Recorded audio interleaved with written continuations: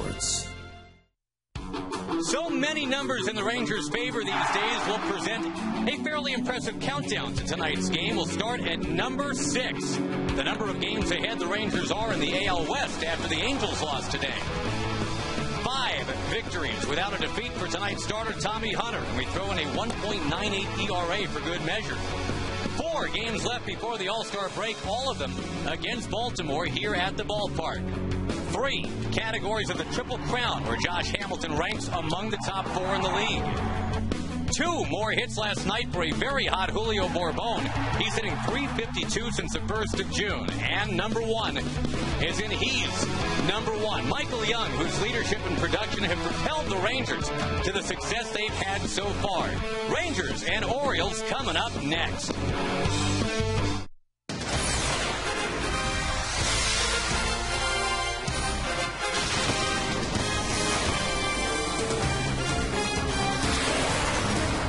Josh Hamilton has hit safely in 27 home games in a row. The Rangers about set now to take on the Baltimore Orioles in the first of 4.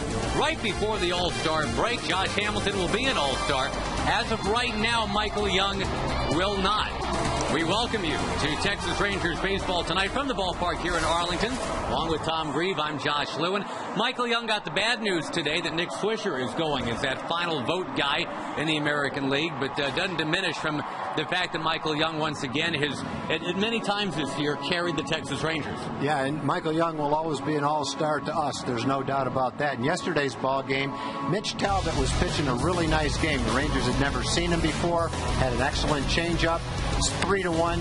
The Rangers are down, middle of the game, on the verge of maybe losing 2 out of 3 to Cleveland, and Michael had the big hit. 2-run homer tied the game at 3. The Rangers went on to win a close game and actually win the series from the Indians. I think Michael still might go to the All-Star game. Somebody gets hurt, somebody has a family situation, somebody just doesn't want to go all the way to Anaheim. I don't know. I think Michael Young still might end up there somehow, some way. But for now, he's going to be just chilling during the All-Star break, and he probably deserves that as well. Tommy Hunter is on the mound tonight. He is undefeated this year as a Texas Ranger. The Orioles are the opposition. We've got the first pitch when we come back.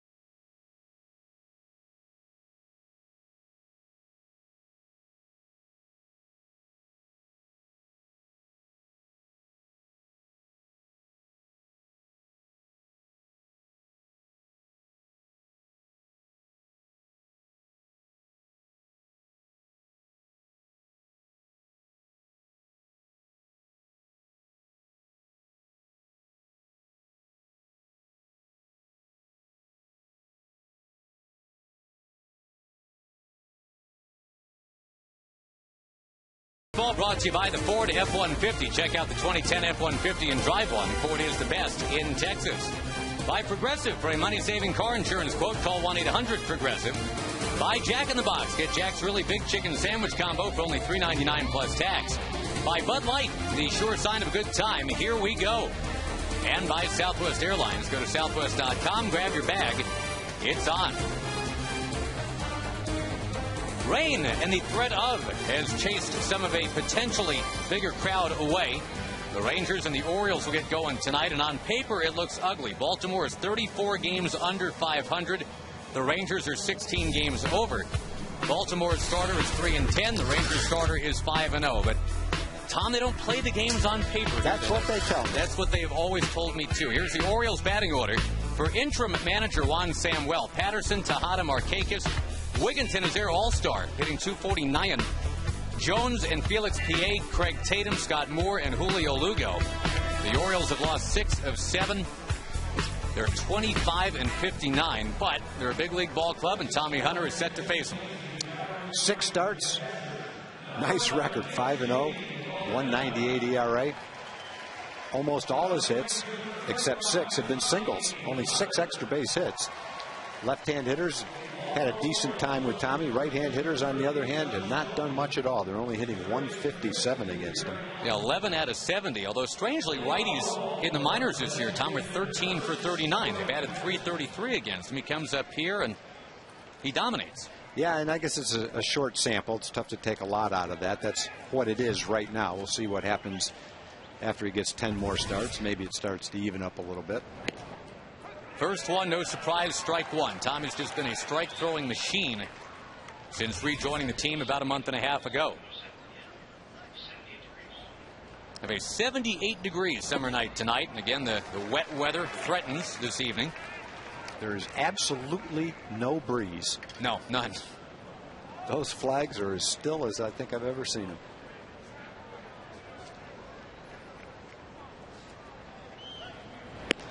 Tommy Hunter, 1-2-3 to open up with Corey Patterson. Down he goes. Good morning, good afternoon, and good night. Assuming somebody hits the ball in play at some point, Hamilton, Bourbon, and Cruz in the outfield. Young, Andrews, Kinsler, and Smoke. It's the usuals now. Ron Washington, the last 2 nights, has sat a pair of all-stars both nights, and the Rangers went 2-0. Welcome back, Ian Kinsler.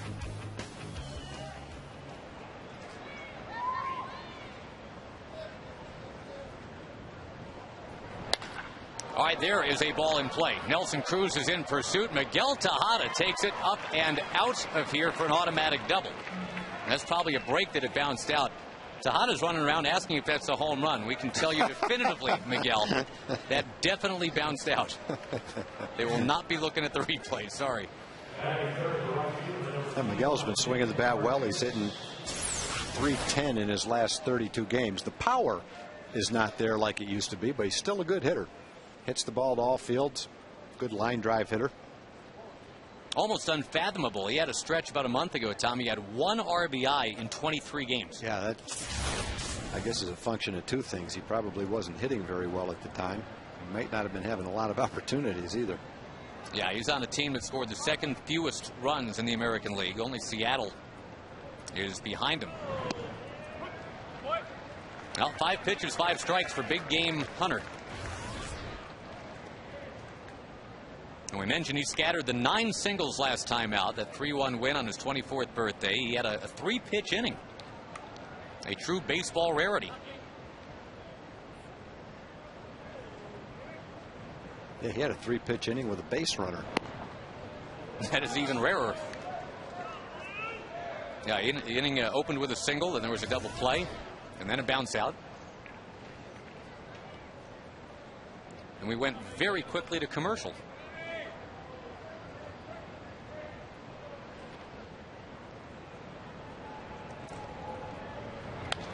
Markakis with a swing and a foul back. Now, he's the one guy that has had a very consistent year for the Orioles, batting .308. He's got 25 doubles. Juan Samuel, the interim manager. We've heard the name Buck Showalter bandied about. He looks like he might be the next full-time manager of the Birds. I was saying Buck Showalter or Eric Wedge right now. Still 1-2 to Nick Markakis. Markakis really hasn't become a home run hitter yet, but boy, he's a doubles hitter. He's had over 40 doubles each of the last 3 years. He's on pace to have 45 or 50 more this year. Good hitter, good line drive hitter. Hits left-hand pitching well. Good outfielder, throws well. Good solid player.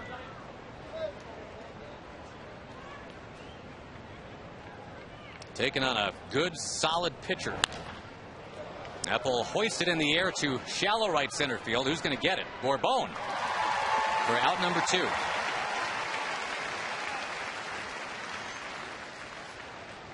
Mentioned Hunter is solid. Did you happen to catch Matt Trainor's description of Colby Lewis last night? He said it was stout.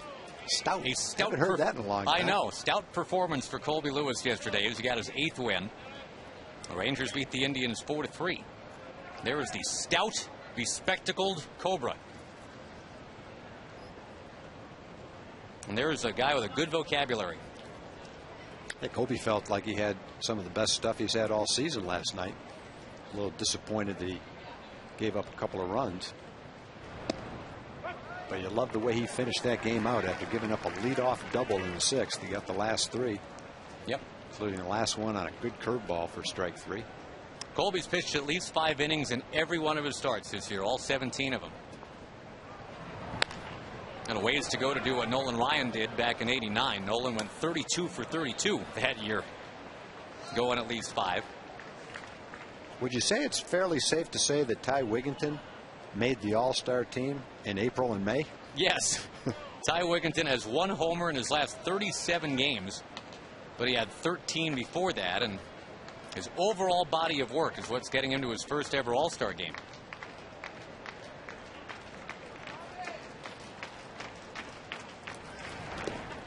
And I guess the unusual element there is we're talking about a guy who was released and non-tendered going to the All-Star game.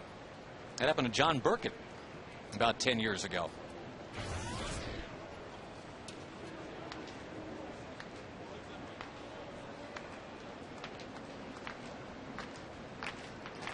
Ten out of 12 pitches so far are strikes for Tommy Hunter.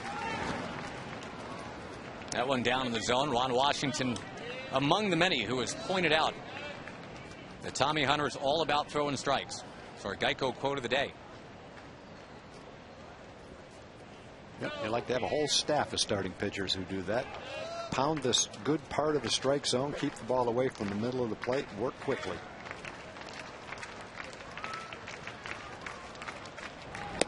Got him. Got the All-Star. 2 strikeouts to begin things for Tommy Hunter. The Rangers will be up against Jeremy Guthrie in 2 minutes.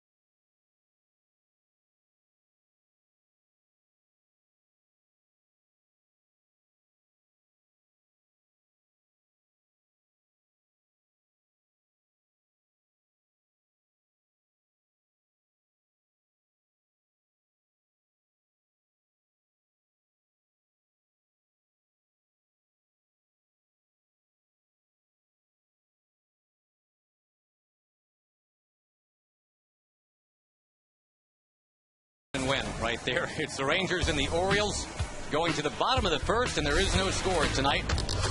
The first of a 4-game series against the 25-59 Baltimoreans. It's going to be Andrus, Young, and Kinsler Guerrero, Hamilton, and Benji Molina. Benji back in after a couple nights off. Nelson Cruz down to 7th in the order for the first time this year. Smoke is in the 8th spot, hitting just .208. Borbone, who had a big night last night, batting 9th. And the Rangers up against Jeremy Guthrie, the 31-year-old right-hander, leads the American League in losses. He's a good pitcher. His stats are not great this year pitching for the Orioles. He's 3-10.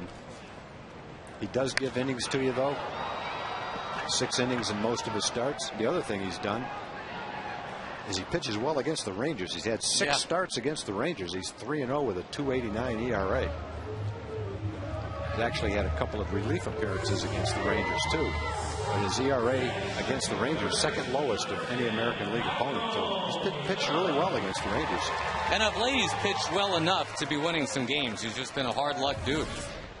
Last 7 games, he's 0-6 with a no decision. The Orioles have scored 19 runs for him total in 7 games. Tough to win.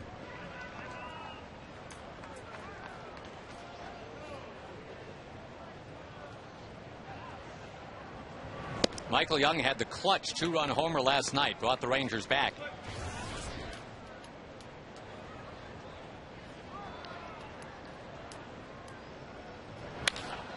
Nails that one towards center. Well, here's Adam Jones. Jones out there with Felix Pie and Nick Markakis, guys that can all throw pretty well. And to the infield, Tejada, Lugo, Scott Moore, not a second baseman by trade. That number 40 probably gives that away. You don't see a lot of second basemen wearing 40. Craig Tatum instead of Matt Wieters behind the plate tonight. Now after a night off last night, here's Kinsler.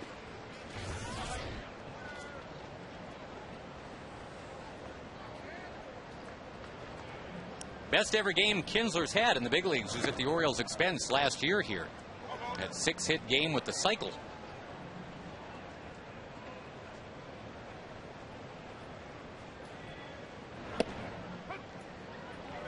Outside corners is Dale Scott. He's the crew chief and the home plate umpire tonight.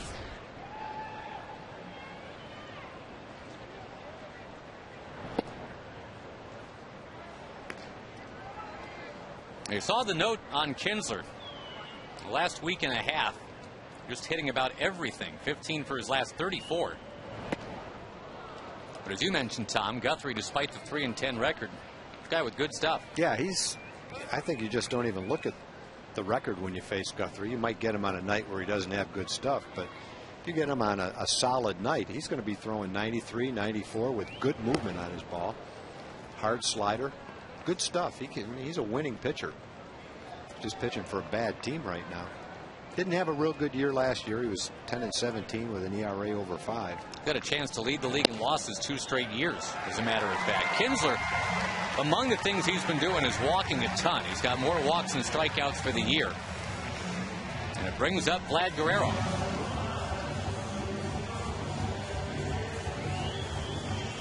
And I guess, Tom, before we leave the subject of how Guthrie is actually pretty good despite the stats. Look at that stat with Guerrero. I mean, 1 of 17. Vlad Guerrero is a believer. Yeah, that's pretty good. Ooh, look out. Get Vlad's attention right away. Yeah, what I've seen this year, that's not a real good idea.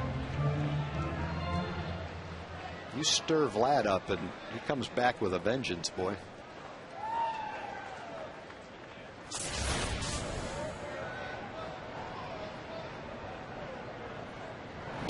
Yeah, he wanted to, for sure.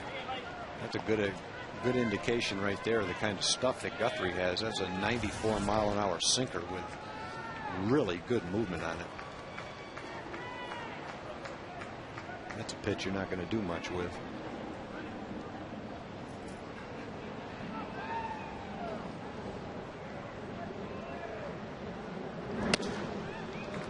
.94-mile-an-hour fastball here in the first inning.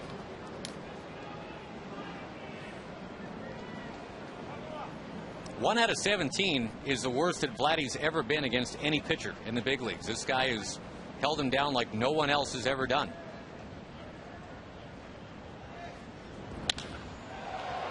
Took the big swing, but he pops it towards center. A chance for Jones to make all 3 putouts in the inning. He does.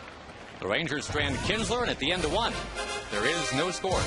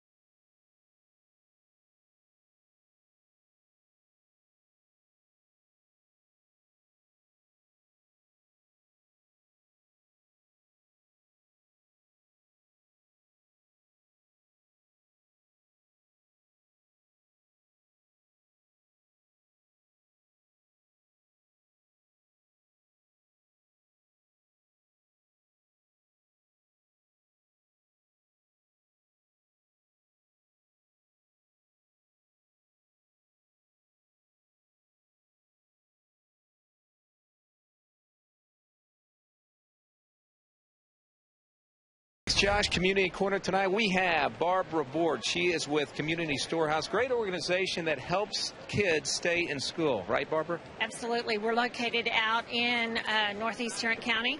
We service those children and families living in Northwest Independent School District and the Keller Independent School District. So that means we cover about 302 miles. We provide these families that are going through crisis because of job loss, sudden death of a parent, something they had no control over, change the dynamics of the family, and we give those children everything it takes to keep them in the classroom. A great organization for those who want to get involved. They see the information on the screen. Barbara, keep up the great work. We appreciate it. Thank you. Thank you for having us. All right, Josh. Thank you, Barbara. Thank you, Jim. And indeed, welcome to the ballpark tonight. The Rangers, after that 4-3 win yesterday, and an Angels loss, today. We're now looking at something we haven't seen since 1999, Mr. Grieve. The Rangers right now have a 6-game lead in their division. Well, they've had an excellent first half. They've been playing well. The Angels, fortunately, aren't playing that well right now. They just got swept in 4 games by the White Sox, who are playing very well. White Sox probably the best team in the league over the last month. The Angels lost in an hour 54 today. John Danks flirting with a no-hitter. Irvin Santana pitched real well, but the White Sox won 1-0. Tommy Hunter just guns one by Adam Jones. Adam Jones is the 3rd strikeout victim of Tommy Hunter already. And here's what we're talking about with Danks. Actually, 150 was the time of the game. Yeah, I watched that game this afternoon on MLB, and John Danks was throwing 94, 95 miles an hour in the 9th inning of that game, through about 110 pitches. He was unhittable. And the Angels, you know, they're not swinging the bats right now. They don't have their regular lineup without Kendry Morales, and it's catching up with them a little bit right now. Tigers, White Sox, and Twins all continue to jockey in that AL Central, all within a game and a half of each other. The White Sox are going to be without Jake Peavy, it looks like, for the rest of the year. That's the blow. Felix P.A. will shoot one in the air towards center. He has missed much of the season with a bad back. Although he's got a strong batting average, the Orioles, pretty incredibly, Tom, are winless in games that he plays. They are 0-10. He's got some excellent tools. He can run. Got a little bit of power for a slim guy. But he's fun to watch when he's playing well. Hopefully it won't be that much fun to watch in this series. Yeah, because the Orioles are here for a while. That's right. Get used to these orange and black helmets. They are here to stay for a bit.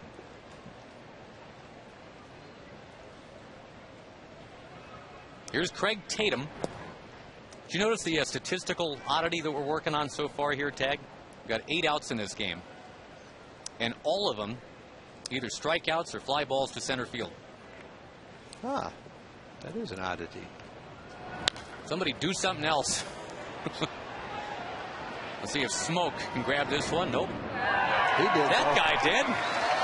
That's a nice play. Can't believe his good fortune. He's played a little ball before, though. That's a pretty easy catch for him. Apparently. He's just happy to have one come to him. I'm sitting there with a little smile on his face. That's a great catch. You could tell by the way his glove and the way it's broken in that he's played a lot of baseball. Tatum will give another fan an opportunity here.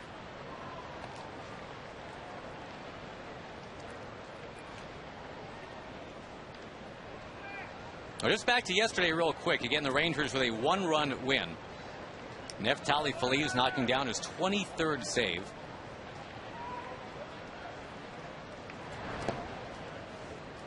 The record for most saves at the All-Star break by a rookie. Jonathan Papelbon had 26. I guess that was 4 years ago. Neftali's got a shot. And headed to the All-Star game.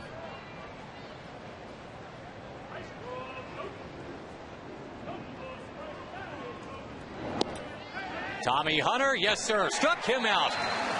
4 strikeouts in 2 innings. Now the Rangers with Josh Hamilton to lead off when we come back.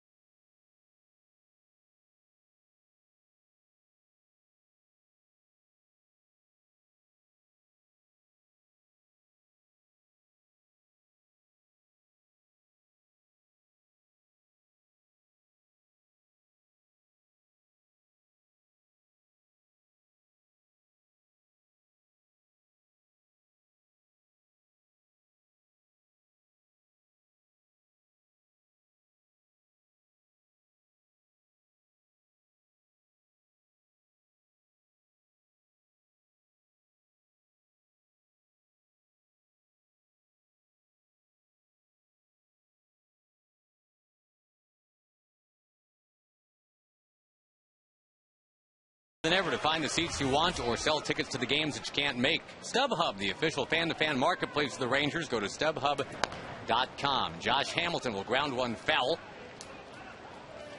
Boy, where do you start when talking about what Josh is doing right now? He is 3rd in the league in batting average. I guess that's one place to start. 2nd in home runs. Drilling that one to left center, and that's what he's been doing so much of. Opposite field with power. And a 28-game home hitting streak. Longest in the history of this ballpark.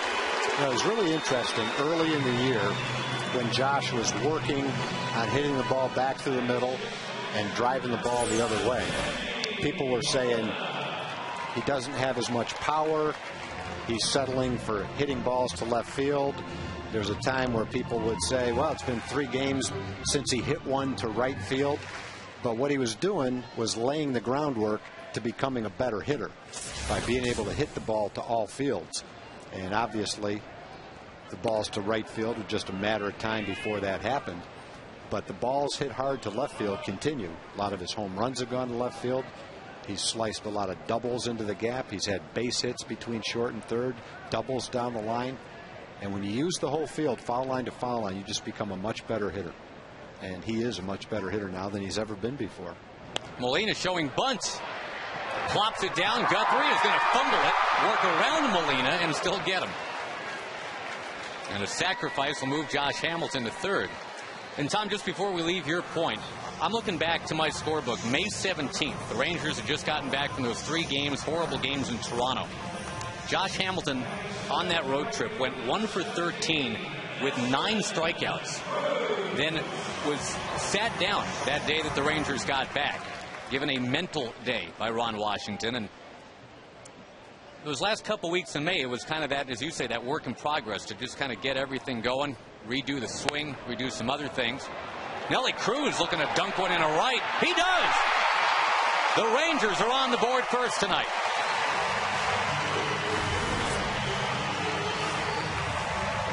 Double sacrifice, RBI blue pit for Nelly Cruz.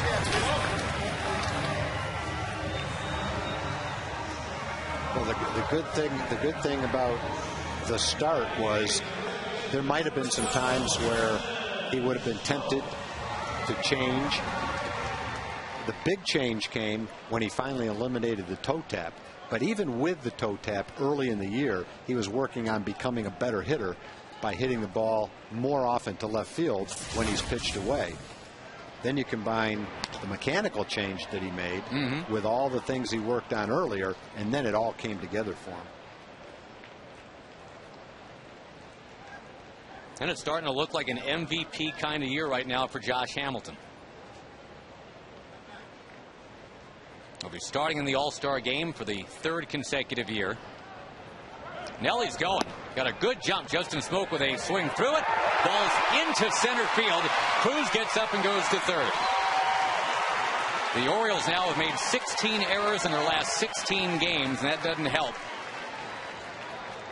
Well, now you got a situation where it's an 0-2 count, but there's only 1 out and a man on third. So if you're Justin right here, you really have to bear down and put the ball in play. Try to get that run in from third base.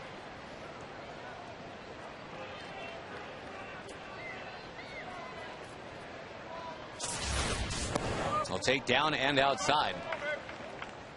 And as we mentioned, the Orioles have not been getting Guthrie any run support this year. Guthrie, I'm sure, not in the mood to fall behind by 2 early on.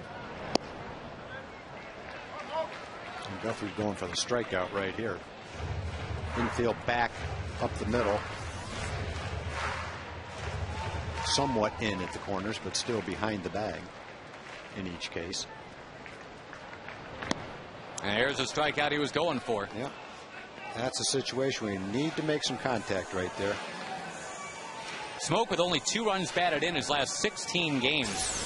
And that's as close to a gimme putt as you're going to get. Runner at third, less than 2 out. But with 2 strikes on him, that's tough. Took a little off his fastball. Looked like a 2-seam fastball, 88 miles an hour instead of 93 miles an hour, but with really good movement on it.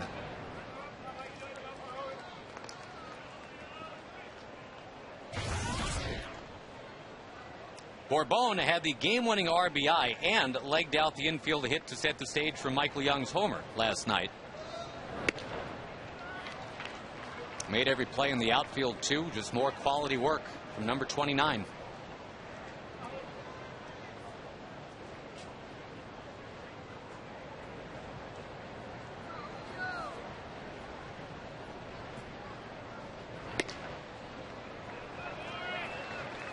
Guthrie's throwing hard. Last 3 pitches, 95, 95, 94.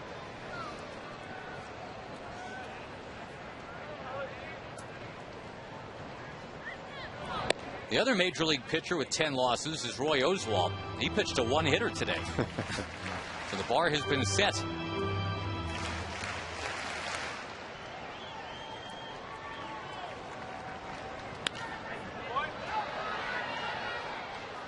Yeah, Guthrie's not throwing like a guy that's lost 10 games, and obviously neither is Roy Oswalt.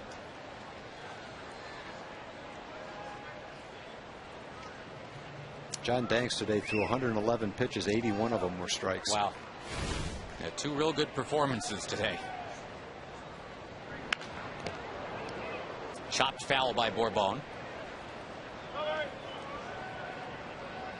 The Orioles right now are a team that has had to use its bullpen a lot, and it really is the case.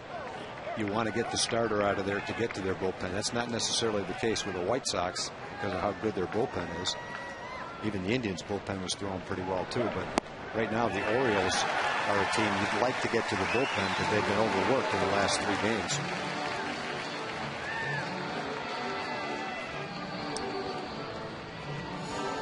And so if you get a base on balls, prolong the inning, that's one way of doing it.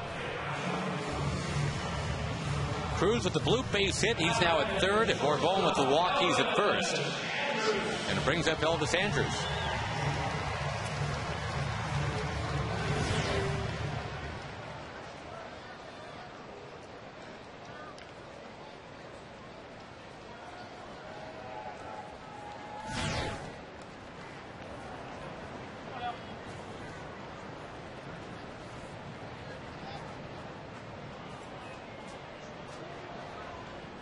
Guthrie's last couple games, Tom, has been 100 pitches in both of them.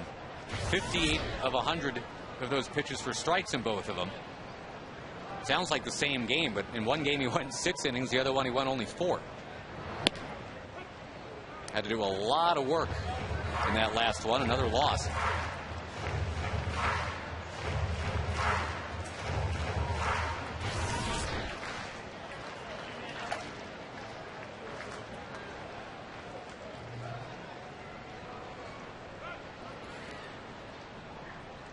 Catcher called timeout. Dale Scott's letting you know that wasn't me. That was the catcher that wanted timeout.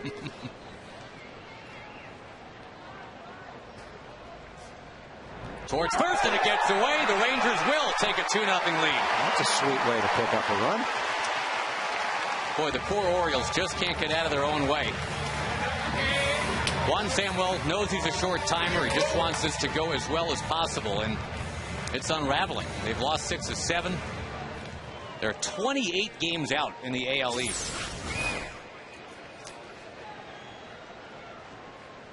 Not much Wigginton could do with that ball. And if you're going to get that kind of an error on the pitcher on a pickoff play, how nice to have it with a man on third base. Still, though, a base hit can pick up a run right here now with Bourbon at second. 2 throwing errors in the inning for Baltimore. Elvis, who's second in the league, batting with runners in scoring position. Not a big fan of that last call. It's 0-2.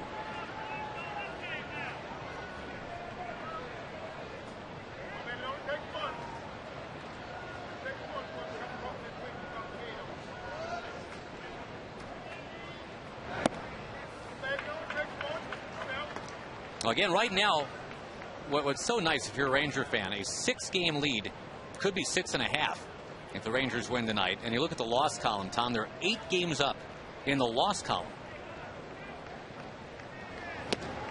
A lot still to do, of course, and a lot of head-to-head against a team that will be chasing them. The Angels always seem to find a way. They've won this division 5 of the last 6 years. Well, the Rangers have a good team. They've got an excellent bullpen. They've got an excellent lineup. All-stars all the way through it. Rotations coming together. So in spite of the schedule getting tougher, you got to play all the teams in the league anyway. Rangers just keep playing hard, keep playing their kind of baseball, stay fundamentally sound. Everything's going to work out fine. Can't take anything for granted, but just go out and play the way you're playing. 3-2 pitch. On the ground near the bag, and a great play. Look at that. Tejada to save a run. Elvis is on.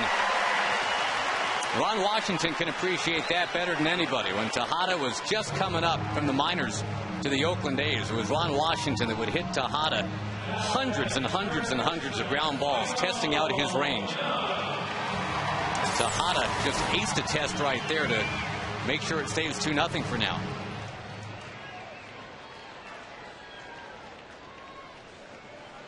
Wigginton did the right thing. He came off the bag and just make sure that ball didn't get by him. Otherwise, a run would have scored.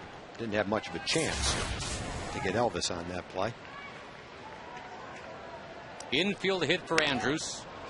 We're going to show you a stat here, Tom, that if you're an old school Rangers guy, might just blow your mind. We've seen the Rangers lead this league in home runs and doubles. How often have we seen them lead in infield hits? Yeah, I can't remember.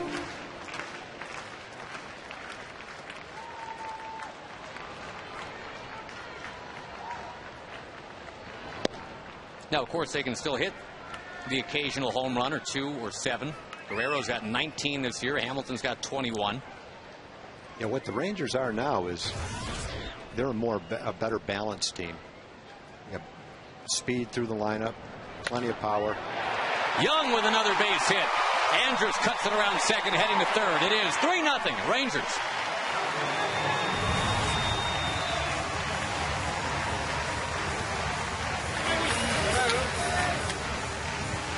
Well, showing that balance right here this inning. I think at the first half of the season, you can make a case that this is the best Ranger team ever. Well, they're tied for the best record ever through 84 games. I think when you look at the players 1 through 9 in the lineup, you look at the bullpen, you look at the way several guys in the rotation have thrown the ball, I think you make a pretty good case that this is the best Ranger team ever. And again, a lot still to do. There's still conversations about other personnel maybe being imported. But 5 All-Stars, that's a good sign. Yeah, that tells you something right there. 8 game star power. Right, and the 8 games up in the loss column is a pretty good indication too. Kinsler, and Guthrie has to go hustle to go get it. He will, never panicked. Inning over, but 3 on the board for the Rangers as they take that lead against Baltimore.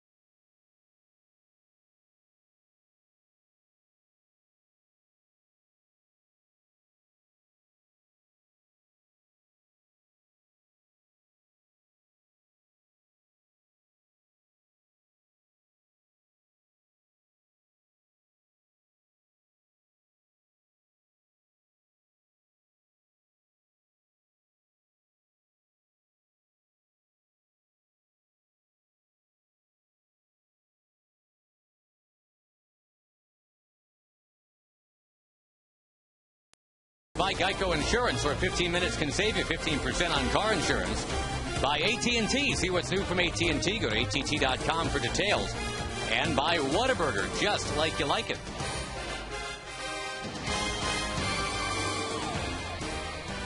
The Rangers have given Tommy Hunter a 3-0 lead to work with. Tommy currently has an ERA in the low 1.9 range, with 4 strikeouts and 2 innings tonight, and trying to get to 6-0.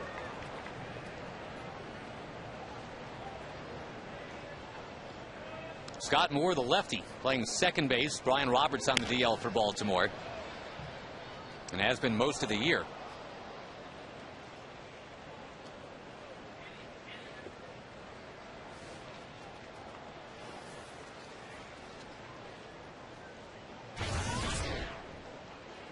Winning his first 5 starts at home. Tommy Hunter has done that, and no one's ever done that before Tommy as a Ranger. And here's one for you, Tag. This is just bizarre. Hunter now this year has 36 innings pitched here at home. 2 on the road. Yeah, he's only had one start, and that was the one that he had to come out of the game in the 3rd inning, and that is really unusual. 36 of 38 innings on this mound. Fly ball. Bourbon has handled most everything so far. He'll handle another one. And the theme continues. Either strikeouts or fly balls to Bourbon. That's another area where a player has dramatically improved in a year, and that's Bourbon in center field. When he first came up, he DH'd a lot because he had so much to learn about center field. And it's a real credit to him and how hard he's worked, but also to Gary Pettis, who's worked with him virtually every single day, home and on the road. And he's getting better and better out in center field. The Rangers have excellent coaches, and you can look at specific players and specific parts of their game and directly relate it to the coaching that they're getting. And one is Bourbon in center field. One is Clint Hurdle with Ian Kinsler, and how he's dramatically increased his walks, his at-bats, and his on-base percentage. Elvis in the hole with a leap and a throw! Almost got him. That would have been spectacular. Well, he would have gotten several guys in the lineup, just not Lugo. And the other one is Clint Hurdle with Josh Hamilton, and eliminating the toe tap and helping Josh become the best he's ever been, too. That's where you really want the catcher running, because that would have been everybody's top play of the day right there. All-star Elvis Andrus. Yeah, there's probably, without mentioning any names, there's probably at least 3 guys in the Oriole lineup who would have been out on that play. Not Lugo, though.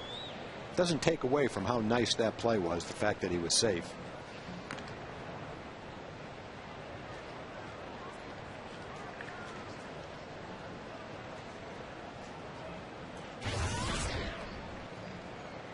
Patterson, a strikeout victim in the 1st inning.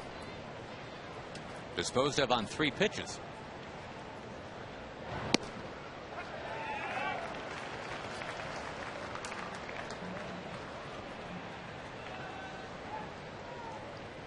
Doing this well at home for Tommy Hunter. He was doing that last year, too. His career record in this ballpark now is 13-4, with an opponent's batting average in the mid-220s.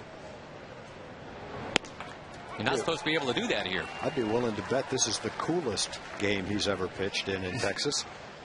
I know the first game he pitched here this year, the complete game against Tampa Bay, it wasn't cool. It was about 100 degrees.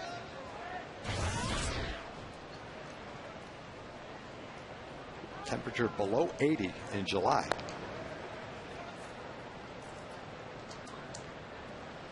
In the meantime, on the East Coast, it's 101. Boy, Hunter so far, Tom, 26 of 34 pitches for strikes.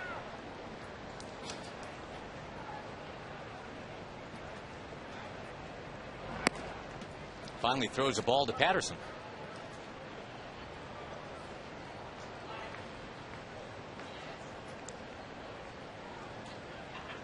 Boy, not that he needs it, but one other thing with Tommy Hunter, Tag, he is leading the majors in run support right now.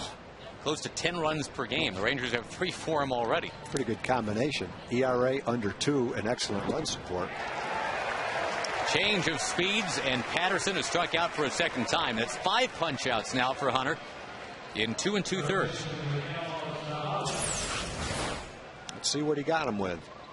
How about a curveball?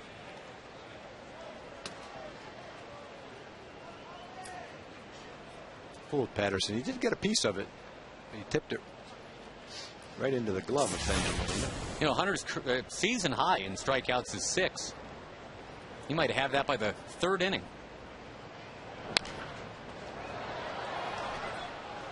Tough to get Tejada. Tejada is a guy that doesn't strike out very much. He doesn't walk hardly at all. He's only walked 11 times. He has 332 at bats, but he's only struck out about 31 times too. 6-time All-Star. Remember, was the MVP with the A's in the early part of last decade. Got a shot, though, here to strike out, as it's now 0-2. That's the old beer in the face right there. Wow.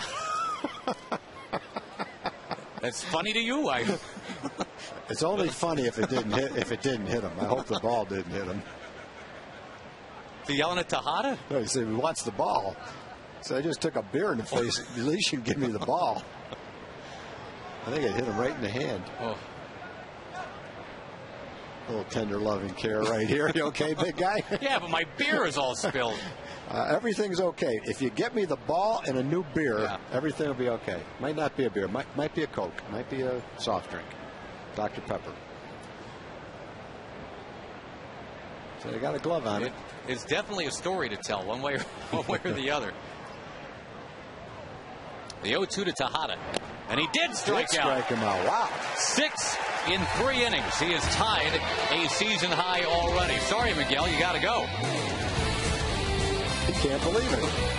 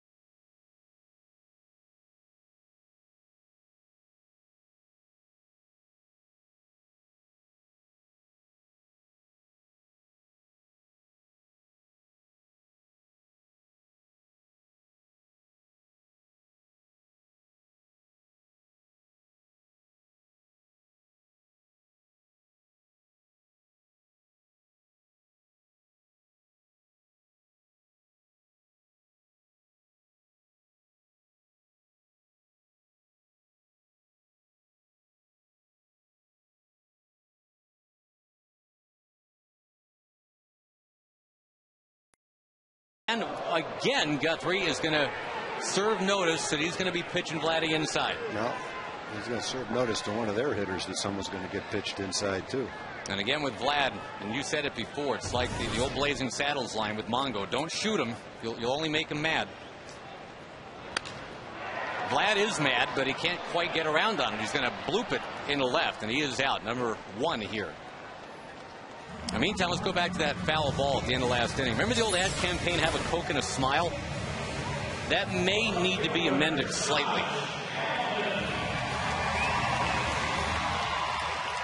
Wow. That is the dousing. Wow. That's not fun.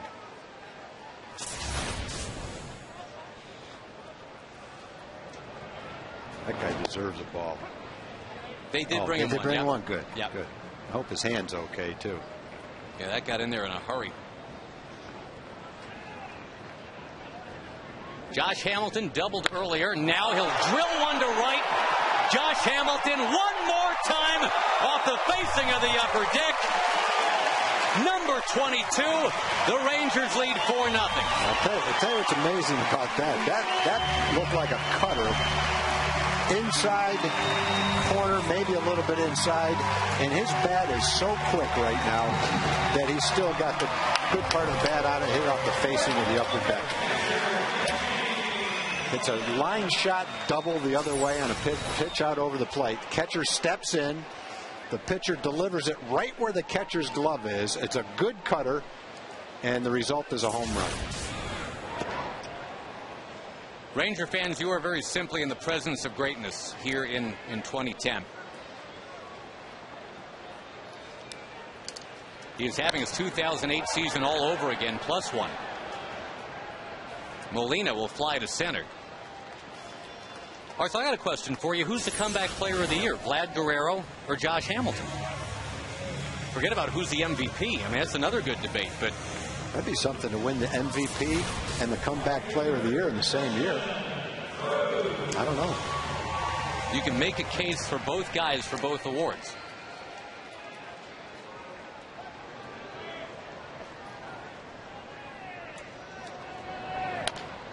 You know, Vlad Guerrero used to come in here as a member of the opposition. He hated opposition, and just with an effortless approach, did anything he wanted to in this ballpark. Now, Josh Hamilton's got that same look, and he gets to do it 81 times a year in this ballpark, not just 10. So does Vlad. Vlad's doing the same thing now here that he did coming in here, too. In for a strike to Cruz.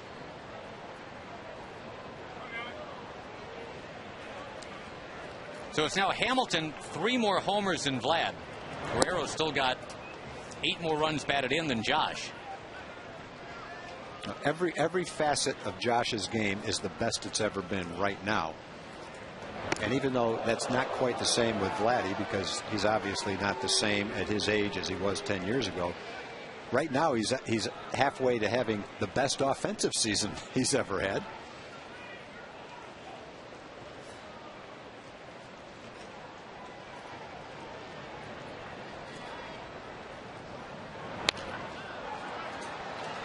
Cruz will send one back out of play.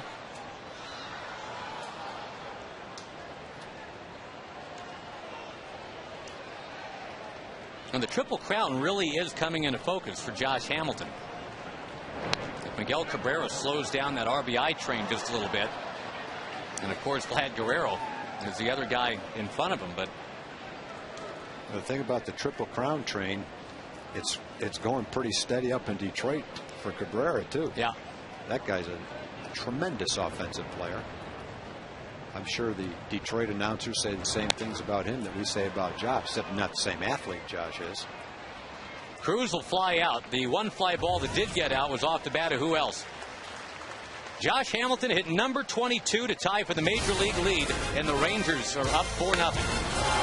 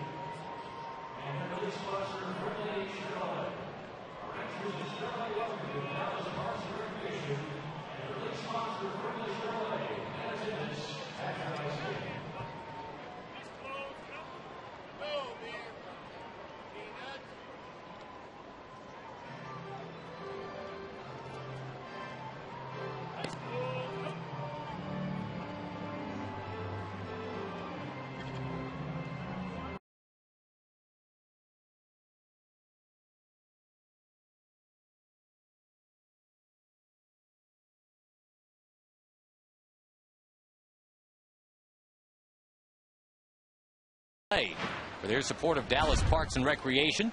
For more information on Chevy's commitment to Youth League Baseball, go to ChevyTexasBaseball.com.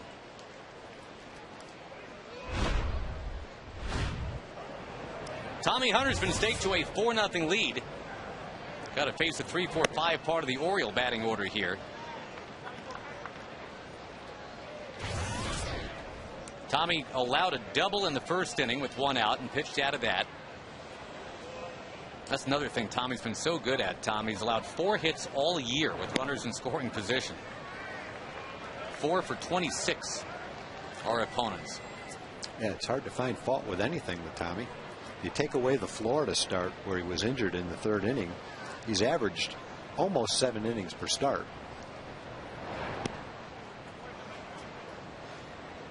Given up 1 earned run in 4 starts. And you look at the last game he pitched where he went 7 innings, gave up 1 run against the White Sox. They haven't lost many games over the last month. That's beating a pretty hot team. 280 pounds of pitching out there on the mound for the Rangers. The Indianapolis native and former Alabama Crimson Tide.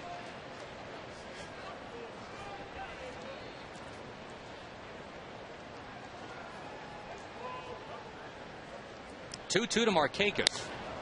And he'll hit one pretty well. Right center field. Nelson Cruz is back, still running. Can't get it. Bounces up against the wall. You talked earlier about Markakis being among the tops in the league in doubles. Here's number 26. And if that's any indication of the kind of doubles he hits, all he needs to do is, over the next couple of years, get a little bit stronger, and some of those doubles will start turning into home runs. He's not a big guy, but he's got a beautiful swing. A little bit stronger, that's a home run. When he first came up, a lot of scouts said he's got a Garrett Anderson looking swing. Kind of effortless and that doubles kind of power. Yeah, Garrett Anderson never really was a huge home run guy, but excellent hitter. Same kind of a hitter, used the whole field, line drive hitter, a lot of doubles. Now here's a chance for Tommy to continue on that stat we talked about earlier, where guys just don't hit him with runners in scoring position.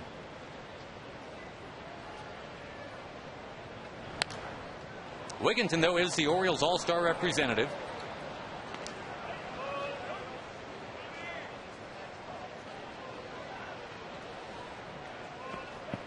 Former Tampa Bay Ray and Houston Astro, Pittsburgh Pirate, New York Met. Never close to being an all-star with any of those teams.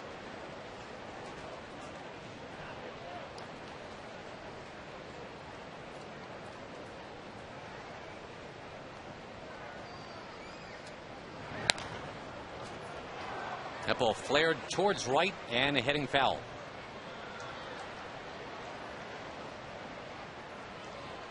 Another thing to point out about Tommy, I think it's important, Tom, he's one of those guys that gets better sometimes as the game goes along. First time through the batting order, a 261 batting average this year. Actually, the first 2 times through the order, it's 261. Third and fourth times through, it's 199. And he's starting from a pretty good point. 261 is not bad. Gets even better. Hunter wants Molina now as they make sure they're set on the signs.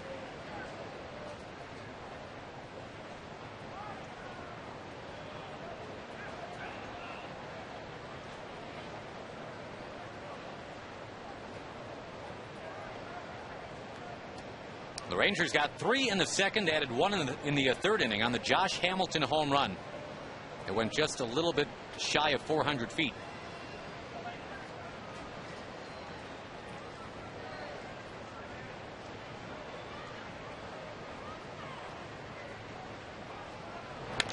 In on him. Chopped to third. Runner's got a hold. High throw, but dancing across the bag is Justin Smoke. Well done.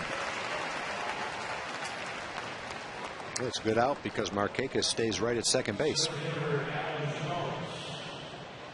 Jones will come up next. We go to Jim Knox. All right, Josh. Hey, we have a few Justin Smoke fans right here in the stands. They're from Goose Creek, South Carolina. Yes, Bill, Barbara, and their grandson Taylor in town. Now, you never met Justin Smoke, but followed his career when you were living in Goose Creek, South Carolina. You met him before the game. What was that like?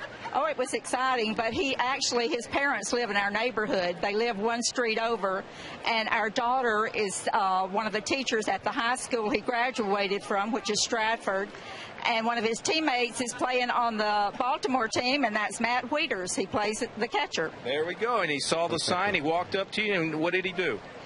He signed my grandson's ball, and then after their warm-up, he gave us a warm-up ball. There we go. Yeah. Good to have you in the stands tonight, and I'm sure Justin loves you right down here and rooting for him as well. Thank you. Thank you. All right, Josh. Thank you, Jim, and welcome, Goose Creekers.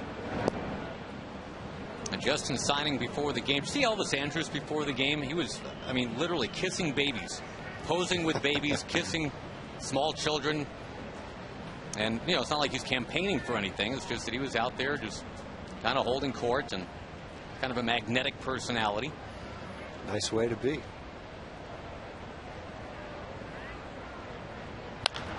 On the ground to the left side again, and there is the affable Elvis Andrews.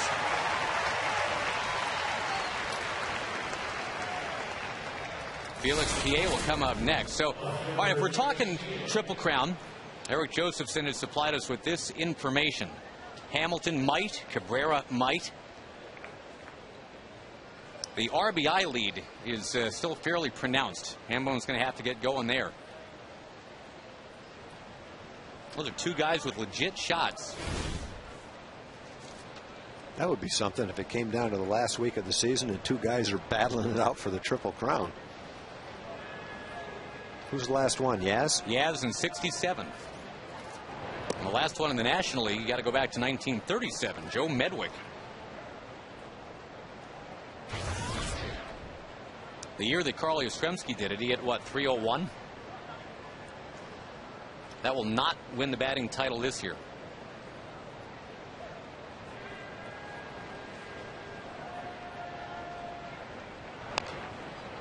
Ted Williams was a three-time Triple Crown winner. He missed a fourth in 1941 by 5 runs batted in. And maybe more famously in 1949, he missed by 1 hit. He lost in batting average to George Kell on the last day of the season. Wow. He was that close to being a 5-time Triple Crown winner. Well, Mickey Mantle won the Triple Crown one year, so it was happening quite a bit back then. Down and into Felix P.A.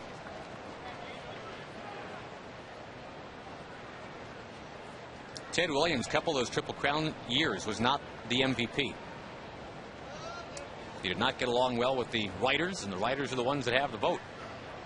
I mean, what else do you have to do? It was one of those years he missed out on the MVP because a writer didn't include him in the top 10. Hunter's going to pounce and kick it, and still fire, and he got him.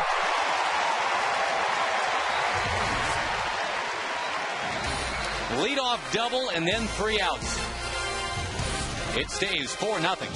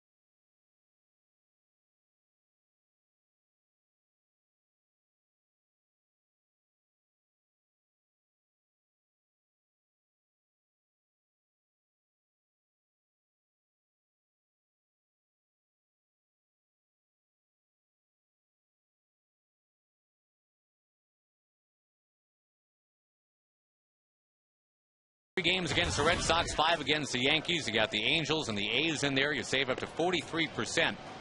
You have the option to purchase those same seats for postseason action if there is such an animal. 972 Rangers or TexasRangers.com for more information.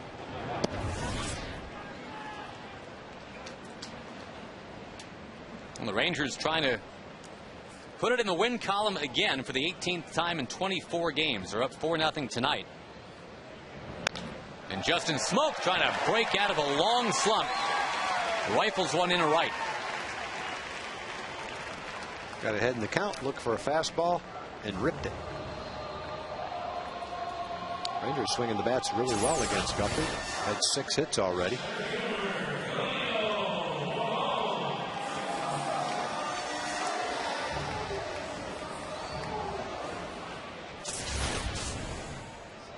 Making Goose Creek proud is Justin Smoke. Smoke is running, and Bourbon is going to chip one in the air to shallow right. Smoke's got to hustle on back, and he will get there in time. Not a bad idea, but Bourbon got under it.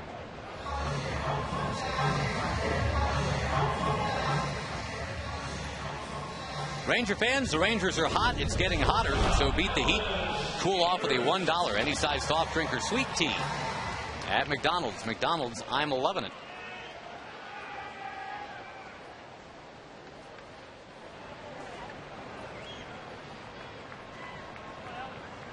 Top of the order, Andrews with the infield to double play depth. And a chopper up near third, Tejada. His play will be across the diamond. And that is out number 2. Jeremy Guthrie has allowed the 1 home run. That's to Josh Hamilton. Last year he allowed a league high 35. He suffered a league high 17 losses. He could be on the hook to do that again 1 year later. In danger of going 3-11.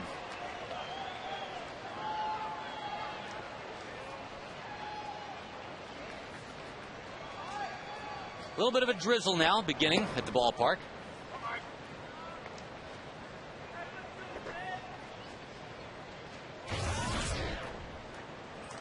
Very light green on the radar, if that helps. I'm talking about Guthrie, Tom, just one more time. At 3-10, not only does he lead this team in losses, he also leads in wins. They don't have a single guy on this team with 4 wins. Wow. And that Alexi Agondo won 3 games. I know. 3 times out in the mound in relief. The Orioles have a chance to be the first team ever to go to the All-Star break without a 4-game winner. It's never happened. Wow. Even the 2003 Tigers that lost those 119 games. Nate Cornejo won 4 by the All-Star break. Whew. Had a handful of guys with 3, but nobody with 4. Well, they're on pace to lose whatever, 110 games, 112 games. All right. Yes, nice ma'am. going, ladies. Oh, hey now. Hey. Everybody's happy.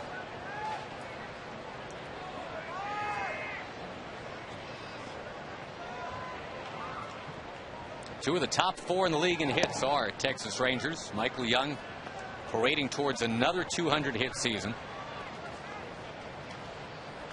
Basically every year he's been healthy, that's what he's gotten done.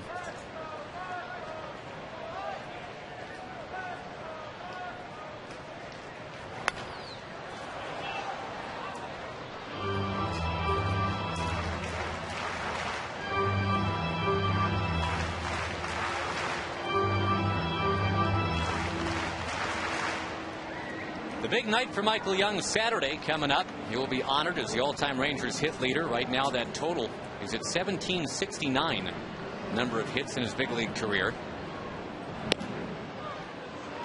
And Tom, we've talked about the concept before of the clean baseball card. Your entire major league career with one organization. I think a lot of Ranger fans would love to see that happen. I think a lot of players would love that to happen too. It's a very neat thing. You can play 14, 15, 16 years and have it all be with the same team. The talk now that Mike Modano is going to sign with his hometown Detroit Red Wings, and you know he was with the Stars organization back when they were in Minnesota, and it was all North Stars or Dallas Stars all the way in his career, and then to have 1 year where it says something so different, it's just kind of a weird thing to digest.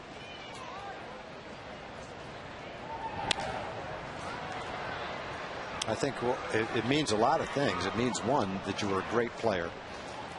To play in the league for, let's use 15 years and have it all be with the same team means you had to be a great player. It also means that somewhere along the line you might have sacrificed a little bit in the way of dollars to stay with a team rather than become a free agent and go play somewhere else. Slowly towards first. We'll have a little bit more on that concept a little bit later in the broadcast tonight. Right now, we are at the end of 4, and the Rangers lead by 4.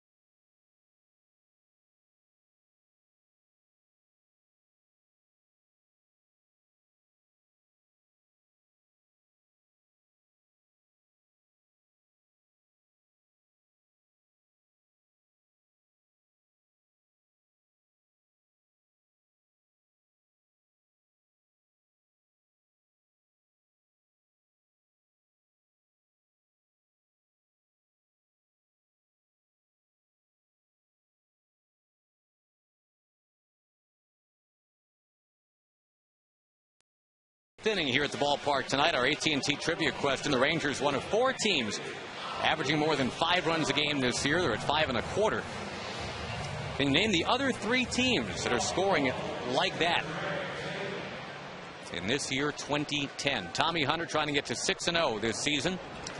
Mark McLemore is in the house watching this progress and watching Tommy Hunter continue to mature, watching the Rangers score all kinds of runs for him every time he's on the mound. And I don't know, Mac, how you feel about it, but, you know, Tommy Hunter wasn't in the rotation at the start of the year. He was injured. Was probably going to be the number 4 guy coming out of spring training, but never did make it here because of that spring training injury. He kind of seemed like a forgotten guy for a little while, and now he's reminding everybody who he is. Well, when you're on the DL, that's pretty much what you are. You're missing in action is what you're called. Cruz will put one away. So fortunately for the Rangers, when Tommy came back, he told everybody, hey, I'm here, and I belong here. I deserve to be here. With the way that he's been pitching, he's just been tremendous all year long. And the most impressive thing for me about what Tommy's doing, you know, with his, even though he's got the highest run support of any pitcher in the big leagues, it's not like he's going out there and giving up, you know, 6 and 7 runs at a time. And he doesn't his need ERA, run support. Right? He doesn't have an ERA of 5 or 6. His ERA is below 2 and going lower. So he's doing the job. He's making outs, getting guys out, and not giving up runs. Pitching in a light rain right now to Scott Moore, number 8 man in the Oriole order. And he's going to hit one well. The Orioles get on the board. That ball is buried. And it's now 4-1. Just the 2nd home run Tommy Hunter's allowed all year in more than 40 innings. Well, coming into the game, Tommy had only given up 6 extra base hits. The Orioles have had a couple of doubles and a home run today. So a little bit of a decent output for them. One-time Cubs prospect Scott Moore.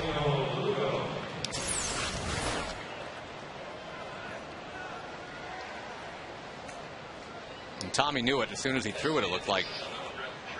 Well, this is one of the few times Tommy's thrown the ball down the middle of the plate. If you look at, you know, a film of him getting guys out, it's always that slider there, curveball going off the outside corner, fastball in, sinker in on the inside part of the plate. So he's not leaving many baseballs out over the plate in order for that to happen. 44 of his 60 pitches have been strikes. Mac, before you got in the booth, we were talking about the concept of Michael Young hopefully playing his entire career with this one franchise, and it's so rare to even get close to something like that. I know you can speak of that, and there is Young at third. And Tom, I'll put it to you too, because let's face it, I mean, you are still Mr. Ranger. You were, you know, back to the Washington Senators days, with this organization all the way. Even you had to go be a Met and a Cardinal. Well, yeah, and from my perspective, I was so disappointed when I got traded. It took a long time. I don't know how you were, Mac. The first time I was traded was the worst, just because it was a different league, a different team. I didn't know anybody. I'd been very comfortable here, families, new families, and you know, after that, when you join a different team, it was kind of old hat. But that first time was tough for me. I don't know about you. Oh, it was great for me. I got traded from the Angels, and I got traded to Cleveland. But it was great. I just wanted to get out of there and go somewhere where I could play. Sure. It was good for me. So LeBron wants out of Cleveland. Mac wanted in. I wanted in anywhere. I wanted out of California and in anywhere else. Almost anywhere else. But you had to be a lot of things to play in one place for 15 years. We were just talking about that. Number one, you have to be a great player to play that long at all. You probably had to sacrifice in the form of a contract a little bit, money-wise. You also have to be a good guy and a good person and fan-friendly for a team to want you there that long. Whoa, Tommy Hunter just piling up those strikeouts tonight. He gets mad and he gets even after the home run. Cooking. Mac, thank you, buddy. See you on Rangers Live after the ball game. All right. All right. Halfway through it, it's an official game. It's 4-1.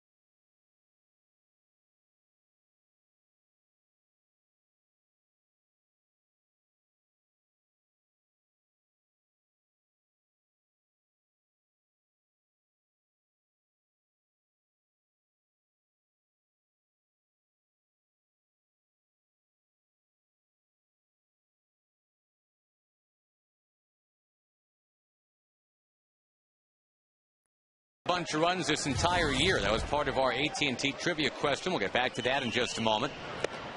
In fact, right now, as Kinsler takes inside, the other teams that are averaging 5 runs a game or more: Red Sox, Yankees, Rays. All of them in that AL East. Kinsler, safe. On base for a second time tonight with an infield hit. Well, Ian's coming back to first base. Want to thank Shirley Coast, our cookie lady, for her delicious Addicted to Chocolate cookies tonight. I don't know if you tried one of those, Josh, but if you like chocolate, get one before they're gone. I don't want to get addicted. Well, that's a good point. Nothing Lugo could do right there. Kinsler is on now. Guerrero, remember, has been pitched real inside twice. Lacing that one foul. And again, swinging with a purpose.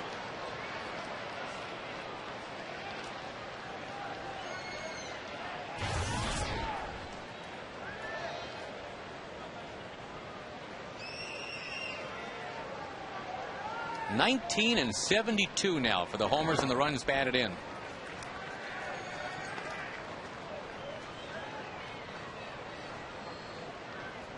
And on deck is Hamilton, who's already homered tonight and doubled tonight.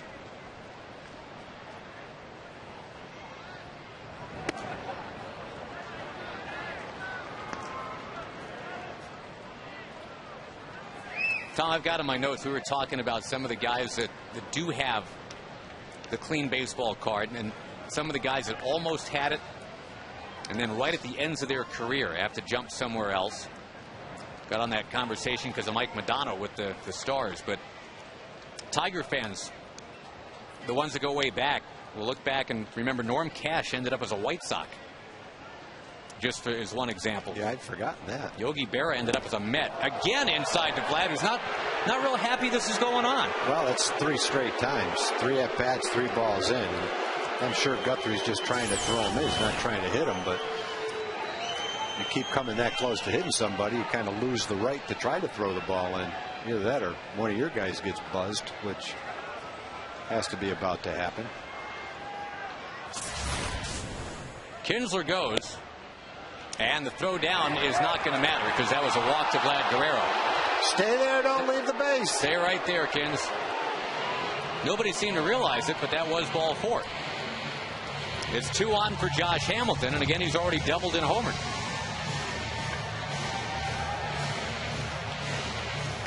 As Hamilton comes up, we'll show you our Ford leaderboard, that on-base percentage plus slugging percentage stat that the stats people love so much, OPS. Cabrera, Morneau, Votto, who is going to the All-Star game now, by the way, and Hamilton. It's unusual to have 4 guys above 1,000. Yeah, this late in the season. A couple of years ago, no one ended up the season above 1,000. Milton Bradley was at 999. That's adding your on-base percentage and your slugging percentage together. Give you a good measure of what you're producing.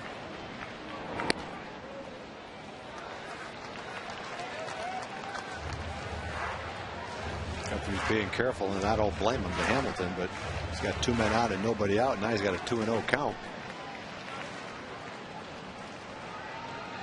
And the Rangers already up 4-1. Outside corner.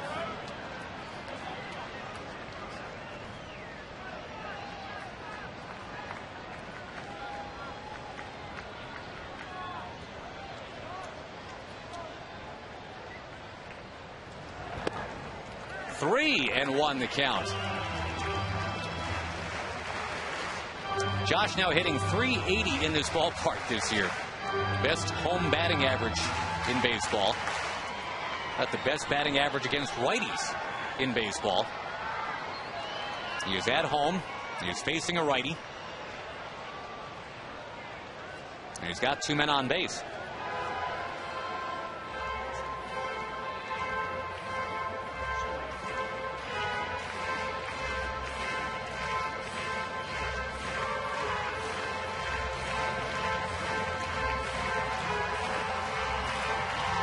Action already in the Baltimore bullpen. The former NBA player Mark Hendrickson.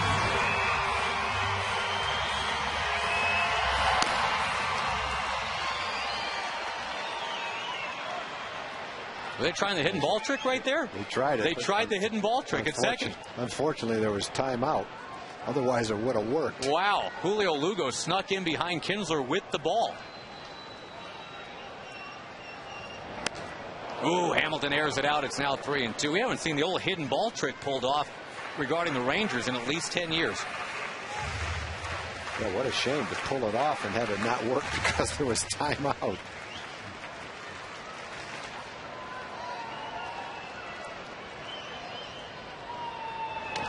Hamilton got a piece. You never got victimized, did you? No, never got. Probably times I could have if they tried it. Marty Scott used to manage in our minor league system. He's also our farm director.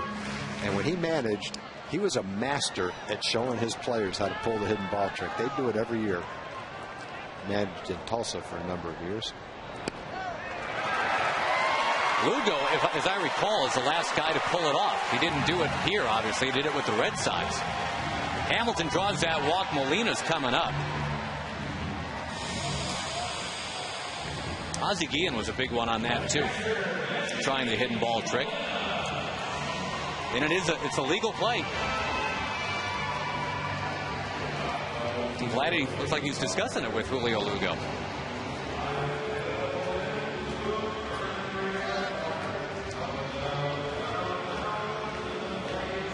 That seems kind of a desperate move of a desperate ball club when you try the hidden ball trick. I don't know. I don't know how to look at the hidden ball trick. It makes you mad when someone does it to you. I think it's an interesting play.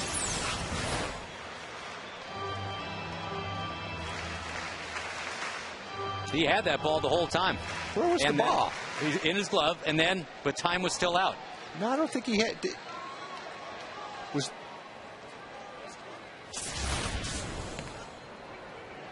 We'll re-rack it for you. The pitcher throws it to him, and then watch this.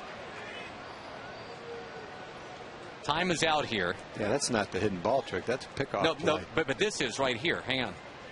Well, no, you're right. It's not technically it's not the full on. Ground ball from Molina. They're going to get one. They're going to get two. They get that double play after all. And boy, that's kind of a hidden double play trick right there. We'll show that to you in just a moment.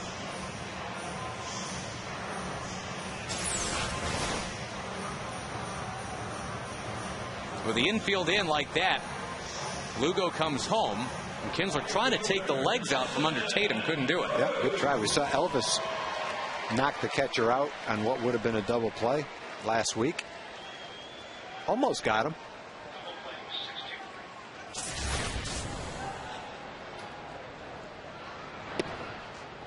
Anyway, when the second baseman or the shortstop kind of pantomimes throwing that ball back to the pitcher but never actually does it and just keeps it, that's one way that hidden ball trick gets pulled off.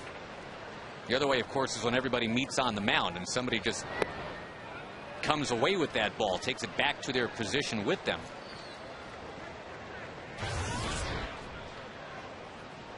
Lugo did the former. He kind of faked like he had already thrown the ball back but never did.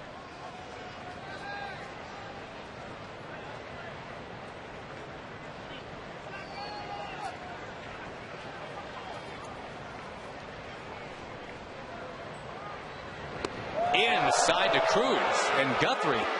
I promise you someone's going to get knocked down next inning for the Orioles. Well, and this is a 4-game series, too. And I don't care if he's just throwing in. If you can't throw in without almost knocking people's heads off, then throw the ball away. Don't try to throw the ball in.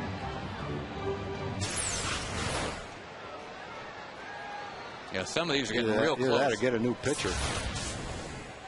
Trying to throw the ball outside, it's up and in. Loaded up for Justin Smoke, and as Justin tries to get things cracked up for himself, this would be a nice time to do it for sure. Juan Samuel wants to go get the lefty. Justin has not been hitting well against lefties for the most part. So that's a percentage move, but well, we'll see if there is residue from what Guthrie has established here tonight. 3 times he threw way in on Vlad. And you just saw there with Nelson Cruz as well. Bases loaded. 4-1 Rangers. We'll see if they can add to that when we come back.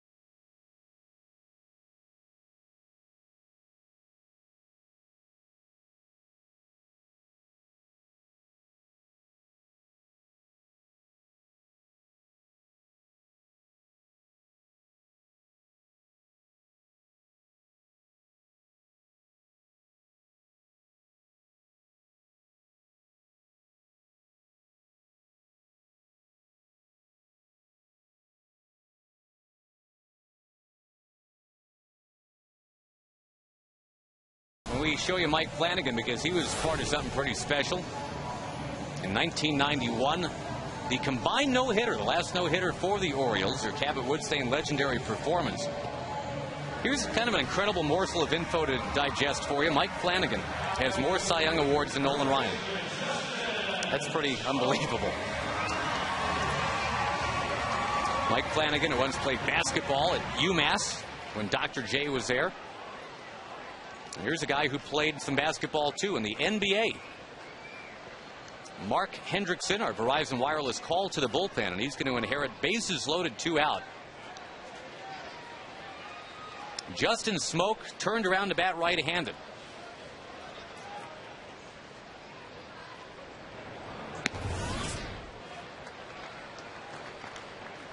Boy, wherever we go, we're talking about NBA players who were once Cleveland Cavaliers.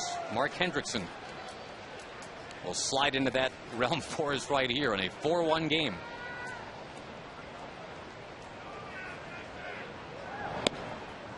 And deals it into Smoke for a strike.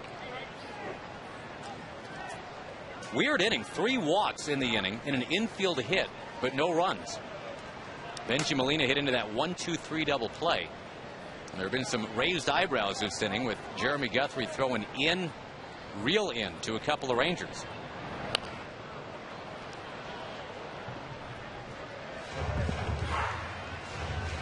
Guerrero, who had to dodge 3 bullets total tonight. And now Hamilton at second, Cruz at first.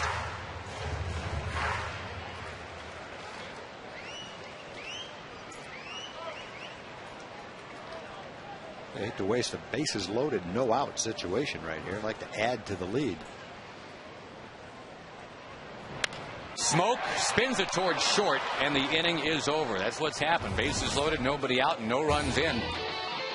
4-1 is still the score at the end of 5.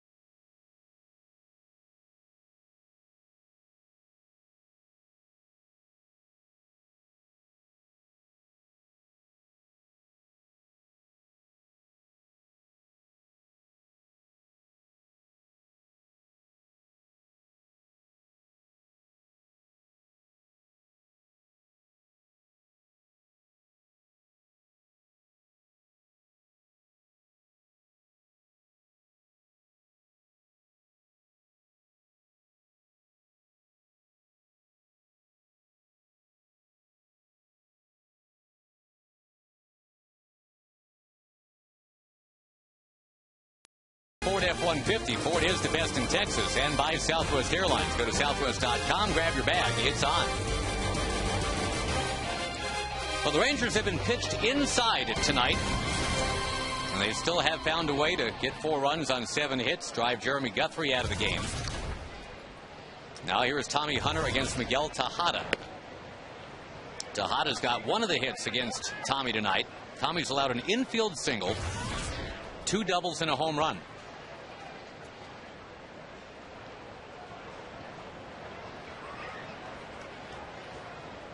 And a light drizzle at the ballpark tonight as the Rangers try to grab a 6.5 game lead in the West.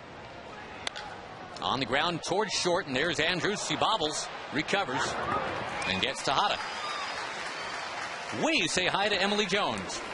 Hey guys, first things first, if you TiVo'd the LeBron big announcement, A, you should have your head examined, and B, get ready to close your ears, because I'm going to tell you that on FoxSportsSouthwest.com right now you can find the latest on LeBron James headed to the Miami Heat. Gentlemen, back to you guys. Okie dokie. So what are they doing for the final 20 minutes on that program then? It's over. It's going to Miami. They're going to be 82-0, and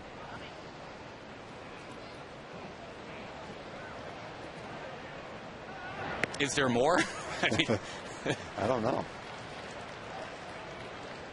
I don't know what extra entertainment they could have. Maybe they just canceled the rest of the show. They just kind of went to black for the last 20 minutes. Well, good. Welcome all of you who are watching that. And Tommy Hunter trying to get to 6-0 as a Texas Ranger this year. Come on, LeBron, seriously.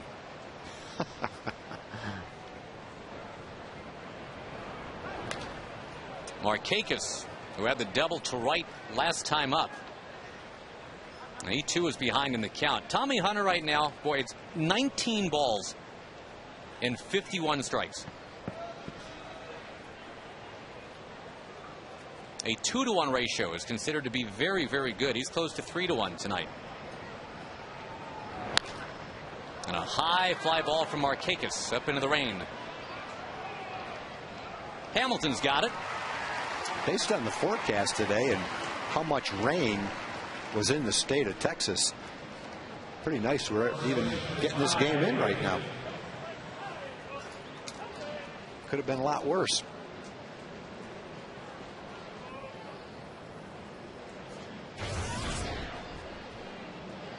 Tommy's got to go through the three best hitters in the Oriole lineup: Tejada, Markakis, and Wigginton. Got through 2 out of 3. Blows it right by their all-star, Ty Wigginton. Kind of limping towards Anaheim, though. 5 for his last 46. 6 for his last 47. Shut my mouth. Yes, he showed me. Yeah, he did. Adam Jones comes up next. Show you that pitch in the Jexa Energy strike zone. It was a strike.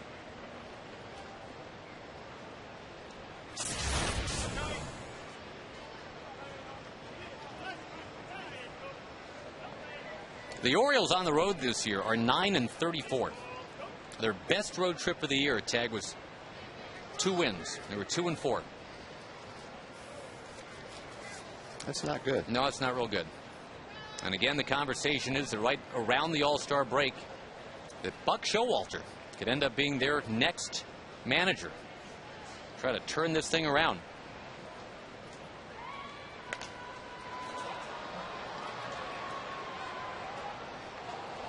They've got an outstanding baseball man in the front office now with Andy McPhail. And you're hoping that with his stewardship that things will go forward. You'd hope they'd hang on to Juan Samuel, too. He's a great baseball guy. Once the cornerstone of a trade for Lenny Dykstra and Roger McDowell even up. Boy, he was the goods for Philadelphia for a while. Hard hit. Michael Young has got it on one knee. Spins on to Kinsler. That's not that easy. But he made it look that way. We go to the bottom of the 6th. It's the Rangers 4-1.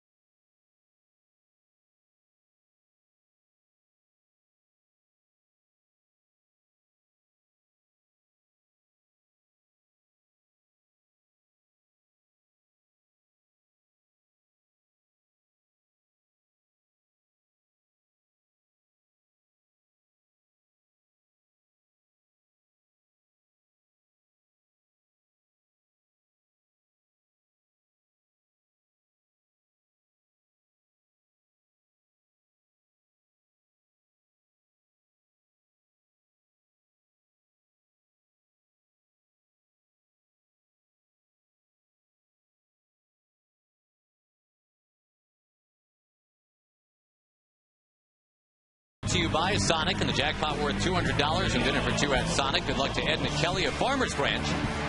If a Ranger hits a grand slam this inning, we're giving away $25,000, and you can register at any North Texas Sonic restaurant. Fans are dodging raindrops tonight, watching their Rangers ahead 4-1 against a Baltimore team that's 25-59, 28 games out.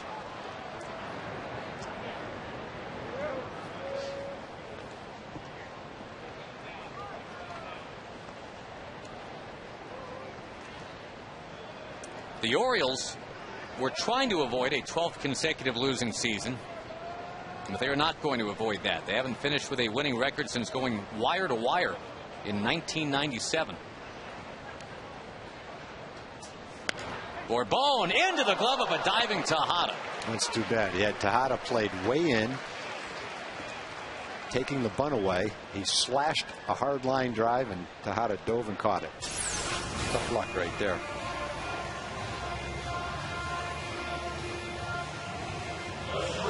Yeah, the Orioles have a season that's so bad. How bad is it? That the Pittsburgh Pirates would have a 5-game lead on them.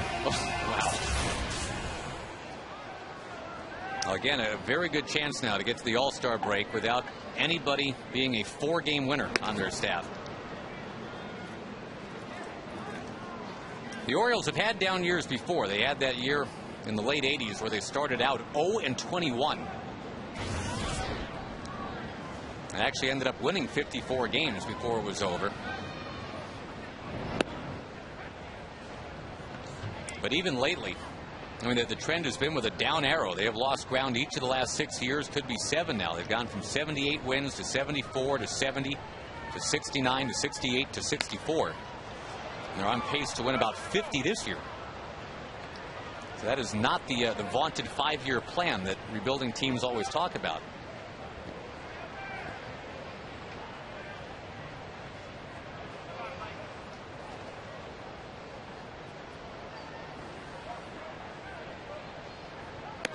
Andrews down on strikes. The big lefty. Hendrickson gets it by Elvis.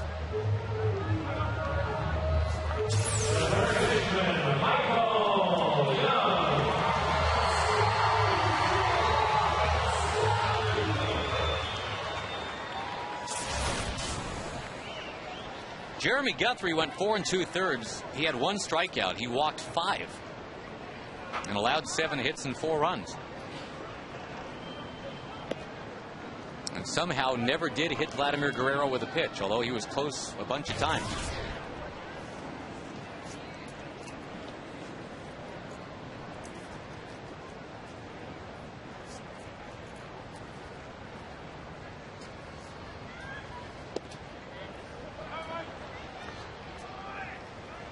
Young's had a homer in the past against Hendrickson.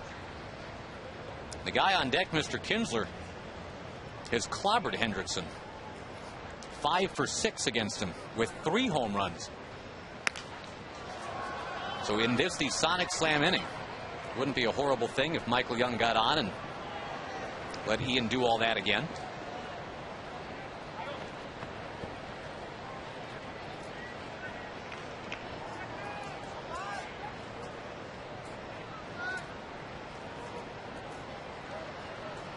The 6'9" Mark Hendrickson. Missing up and outside.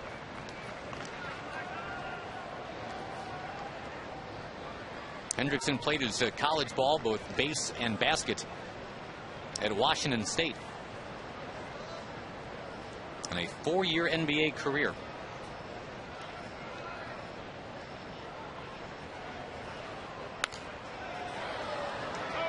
Philadelphia, Sacramento, New Jersey, and the Cleveland Cavaliers for Hendrickson.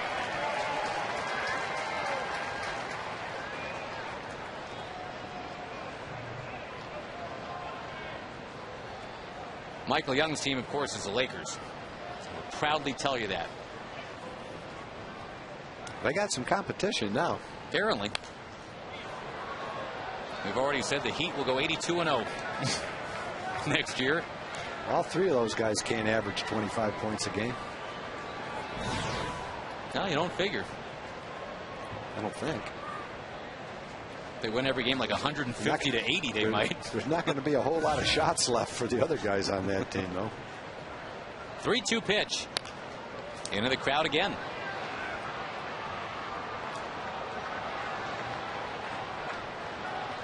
Again, the Angels have already lost. That was this afternoon. So the Rangers have a 6-game lead for the moment.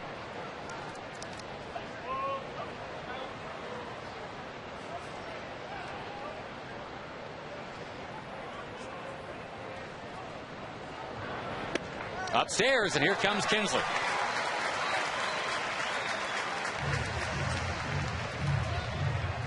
And Juan Samuel, I'm sure, knowing the background, how Kinsler just wears out Hendrickson. He's going to go get David Hernandez instead, it would appear.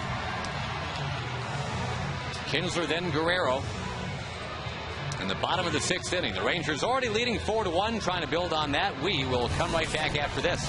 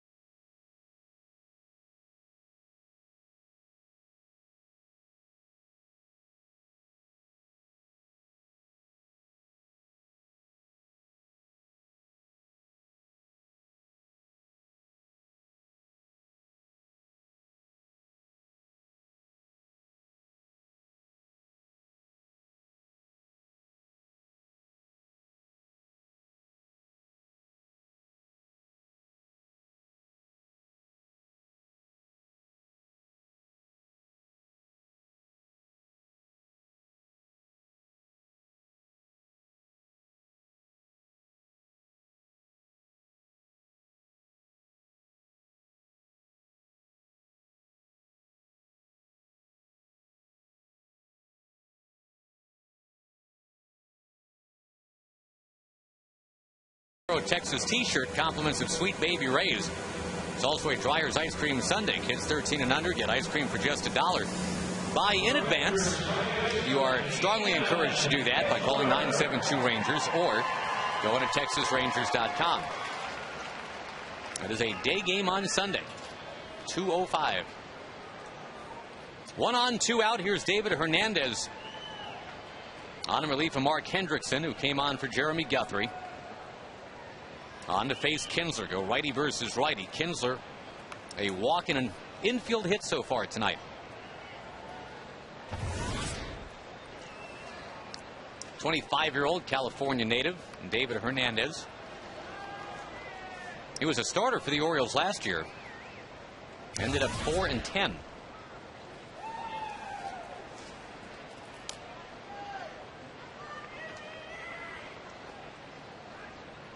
Jeremy Guthrie on line for this loss would go to 3-11 for the Orioles here. And the Orioles are going to have to rally against not only Tommy Hunter, but potentially that Ranger bullpen tag that we were talking about before the game, the one that's been airtight. Yeah, Tommy's got a decent pitch count. If he keeps throwing the ball well, he might be able to pitch 8 innings. He might not need as many tonight.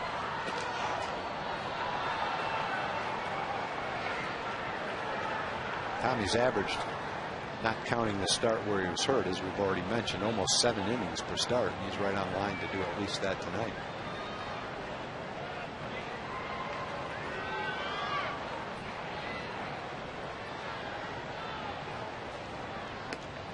Upstairs to Kinsler. Michael Young's the runner on.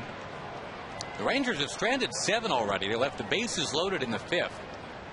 That was a real frustrating inning, getting the first 3 men on and not scoring. He's got 3 walks and an infield hit in that inning and didn't score.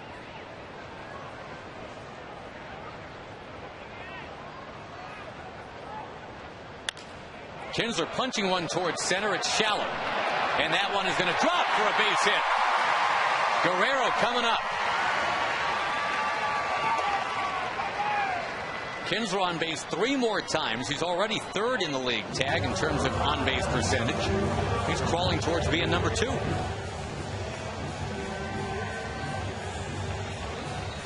Guerrero on approach, and we'll take you back to what we've been talking about a bit tonight, our Coors Light Freeze Camp. Guthrie pitching, Glad Guerrero in. Way in. Yeah, the thing that's amazing is that none of those pitches hit him. Cruz has gotten the inside treatment too. The last, I think, early, Guthrie was just trying to throw in, and the ball got in a little bit. By the end, I think he was just lacking command to the point where he's trying to throw the ball away, and the ball still went up and in. That one stays in the infield. And Vladdy now 0 for 3 with 1 walk. The Rangers at the end of 6, leading Baltimore 4-1.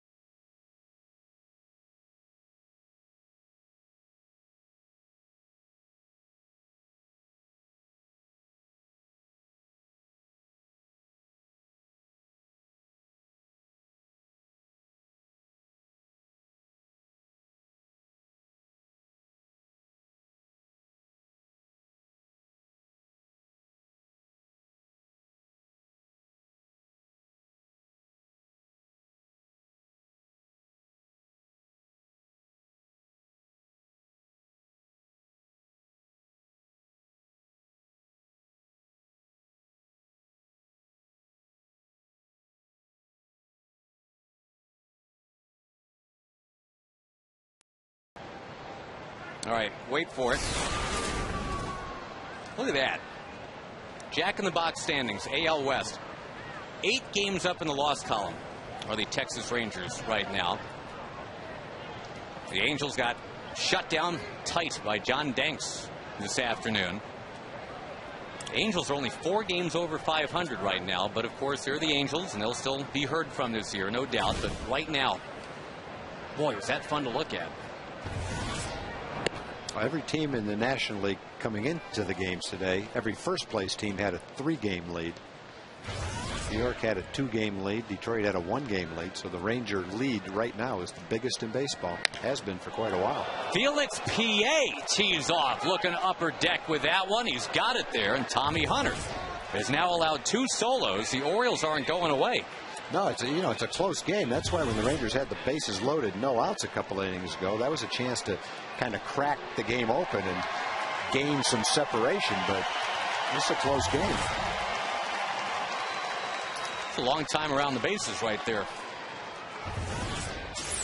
Well, when you've only had 2 home runs, you want to take your time, enjoy it. That's a pretty nice swing. And pretty good pitch to hit. A no doubt about it shot. Fan got it and then threw it back. And yeah, the Orioles are within 2 runs here. Hunter's only thrown 77 pitches. That ground ball has eyes for left. The tying man is coming to the plate, and it's the guy that hit the home run earlier, Scott Moore.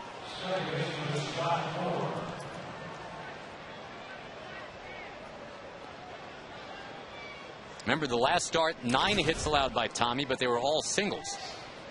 Yeah, it doesn't have anything to do with pitch count. Tommy's only thrown 78 pitches. And it's for Texas a relatively cool night. He just made a bad pitch to PA. Got the ball where he didn't want to throw it. It's the second 399-foot homer we have seen tonight. Josh Hamilton hit the other. There's been plenty of good for Tommy Hunter tonight. Got a season high in strikeouts. Patterson has struck out 3 times. And the fact that it's been 58 of 78 pitches, 4 strikes, echoes what we've been talking about all night. He's a strike throwing machine. He's got to make sure he's not grooving anything here. Nothing too good, please. Ogando will get up in the bullpen now. Let's see if the Rangers can turn 2 behind Tommy and everybody can relax.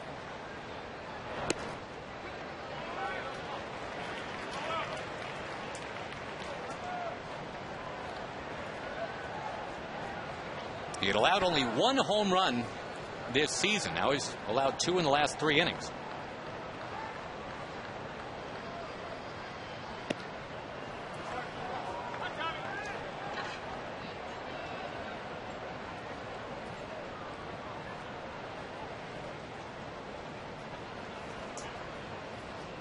The Orioles not really a team built to come back, not from big deficits anyway. And you articulated the problem, Tom. The Rangers never did give him a big deficit tonight. They had a chance to make it a really big comeback attempt, but they couldn't score in that 5th inning. They left 3 on in the 5th. They left 2 more on in the 6th. 9 for the game.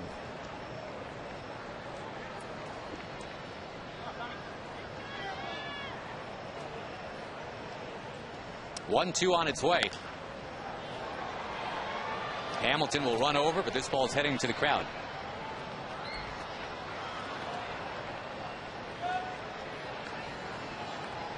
Speaking of Hamilton, I reported earlier, Tom, that he is now tied for the major league lead in homers, but Jose Bautista has hit number 23 for Toronto. Blue Jays beat Minnesota 8-1.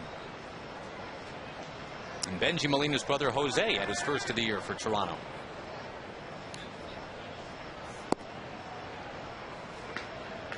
The Rays over the Indians 5-2. Carlos Pena, number 17. Carl Crawford hit a pair for Tampa Bay. They beat Jake Westbrook 5-2. Outside. And the first real challenge now for Tommy Hunter. Hasn't walked anybody all night.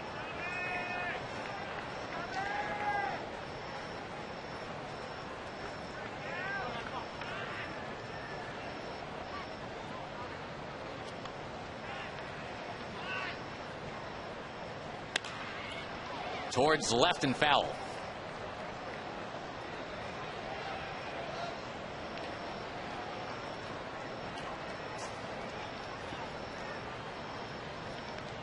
Same 2 teams tomorrow, don't forget. Fireworks after the game. Scott Feldman for the Rangers.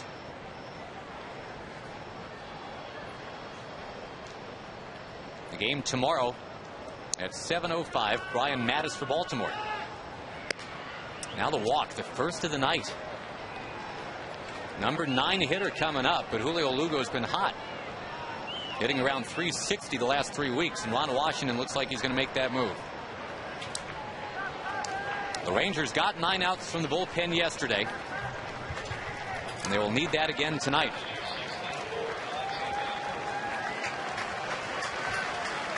Tommy still with a chance to get to 6-0.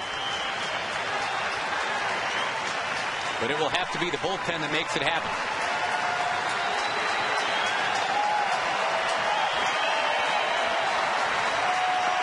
Back in a moment, 4-2. Rangers tonight on Fox Sports Southwest.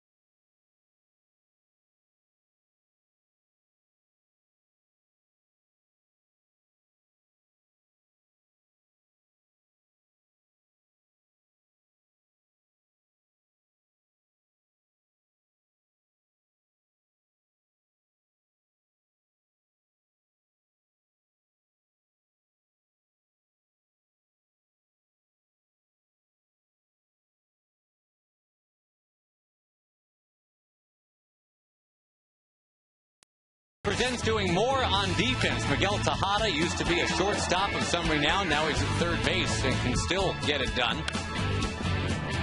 Over at third base, Michael Young. He also used to be a shortstop. And getting it done tonight, too. 4-2 Rangers, but the Orioles are threatening. 2 on, nobody out. 1 run already in the top of the 7th, and it's up to Alexei Ogando with his 0.68 ERA. Cornermen are in, thinking about a bunt here from Lugo.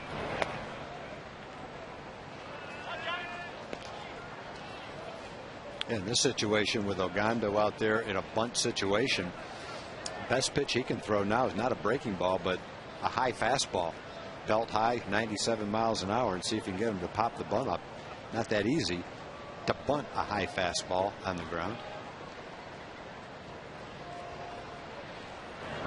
There's the bunt. Molina says, excuse me, I got to get that. And they're going to say it's a foul ball.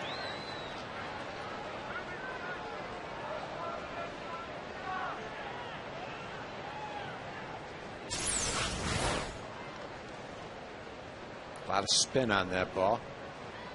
And it is a foul ball. Dale Scott seldom gets them wrong back there. Well, the Rangers overall now 3.23 ERA out of that bullpen.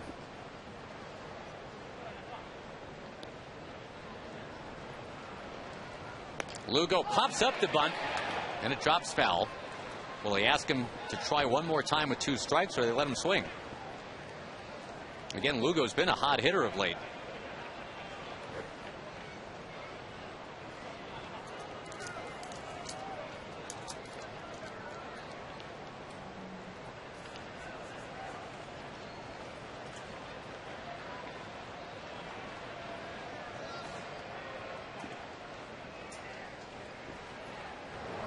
He will take inside. Now, Tommy Hunter didn't walk anybody until this inning. The last man he faced. Lost Scott Moore on a 3-2 count.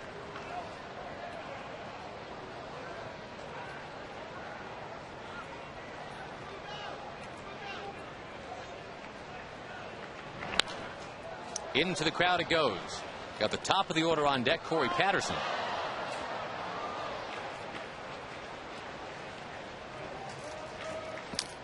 We mentioned Hunter with a season high in strikeouts tonight, but also a season high in number of extra base hits allowed. A couple of doubles, couple of homers. Yeah, Tommy had only given up 6 extra base hits all year till tonight. And the light hitting Orioles end up with 4 in the rain. That one drops outside. Another rally in the count here from an Oriole hitter near the bottom of the order. He's throwing 3 sliders, all for balls. Now you have to throw him a fastball and you have to throw a strike. Otherwise, you load the bases with nobody out.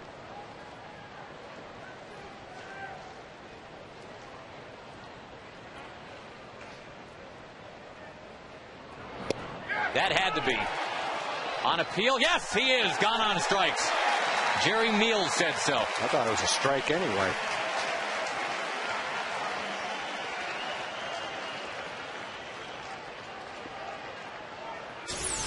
The one before it looked like it might have been a strike and wasn't called that way.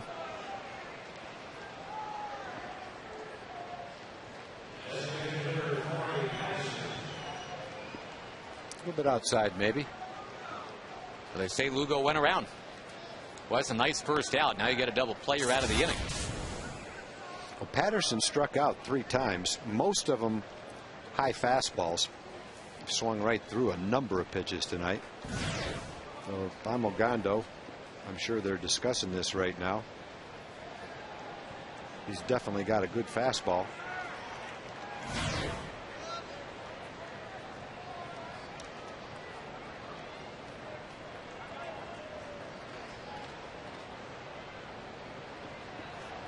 Patterson's one of those guys who for years, they talk about all the talent he's got, but he just can't stop striking out. Better this year, though.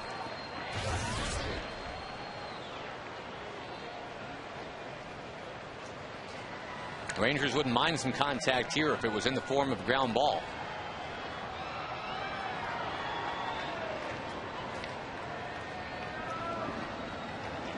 Tatum and Moore aboard after the homer by Felix PA into the upper deck.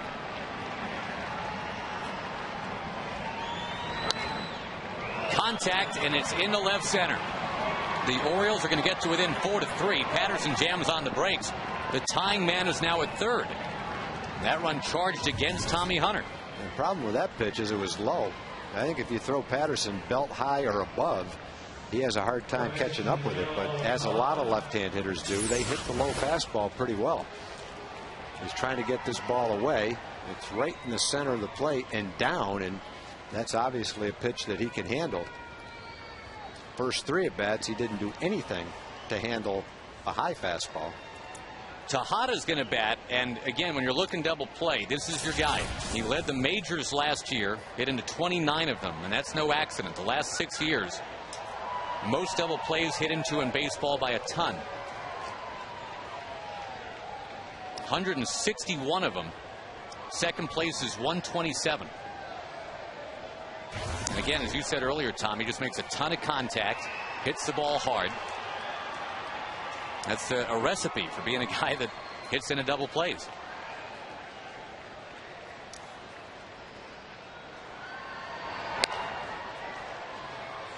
That one looped into the crowd. And Ogando starting with a fastball.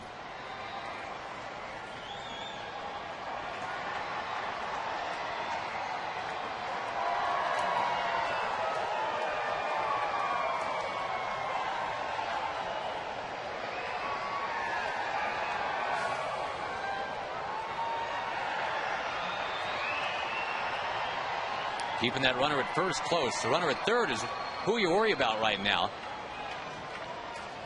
Those Ranger outfielders, especially the cornermen, Hamilton and Cruz, they can really throw. Can get the double play that way, too, if the runner tries to come on in from third.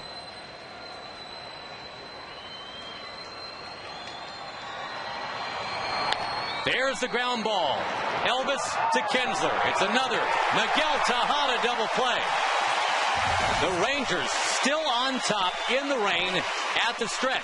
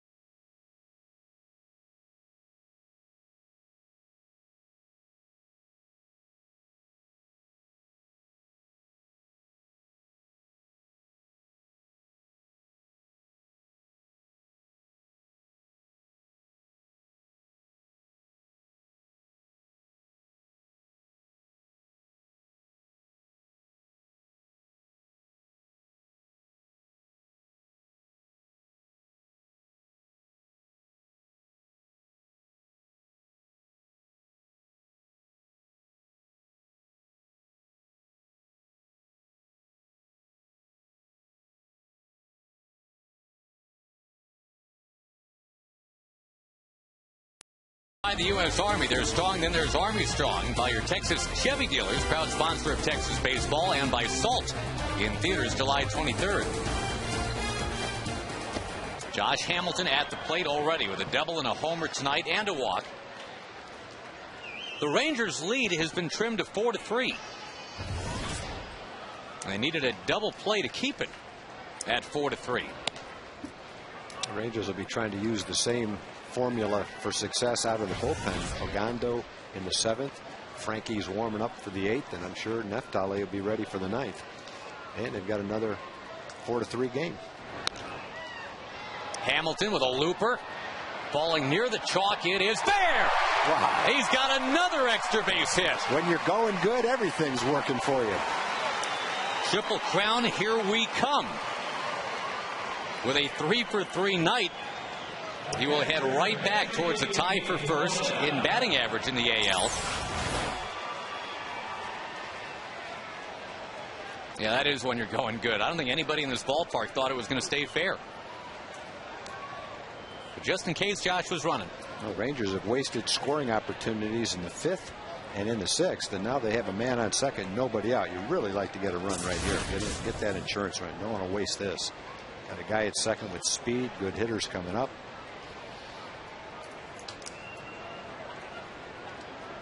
This situation earlier in the game, Josh led off the second with a double. Benji sacrificed him to third with a bunt.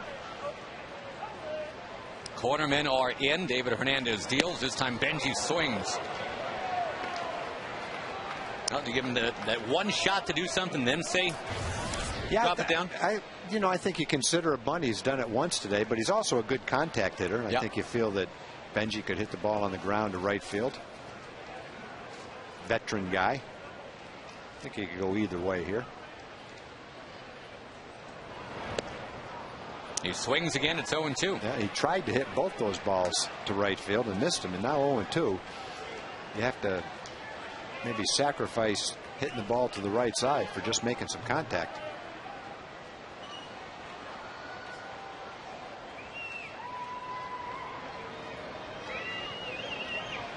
Benji normally a tough guy to strike out. Only had struck out 20 times coming into the game in over 200 at bats. And makes just enough contact to hang around. Well, the Rangers as a team hit .324 in that Cleveland series. They won 2 of the 3 games. They've got 9 hits already tonight, including a homer from Hamilton. A lot of that .324 came in that one game. They really didn't, really didn't have a lot of hitting yesterday. Pulled that one out 4-3 against the Tribe.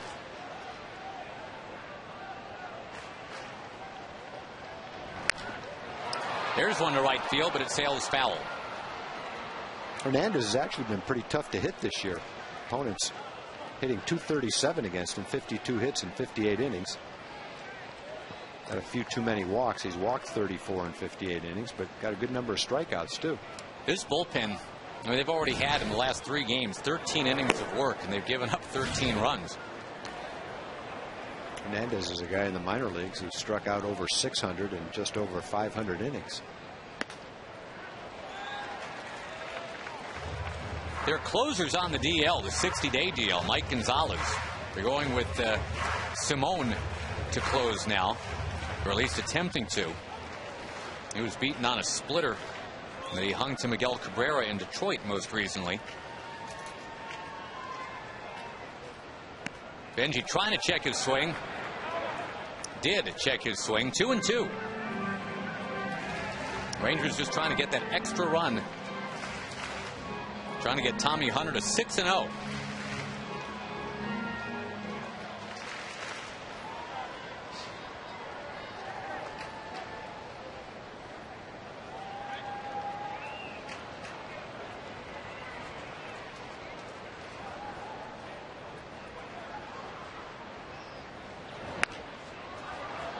Benji's still trying to go toward right field with the ball. That ball skipped right off the seats and right into a luxury box. Which is a nice place to be right now with the rain coming down. Everybody's trying to get out of the way there. Hey, there we got it. Had to go out in the hallway to get it.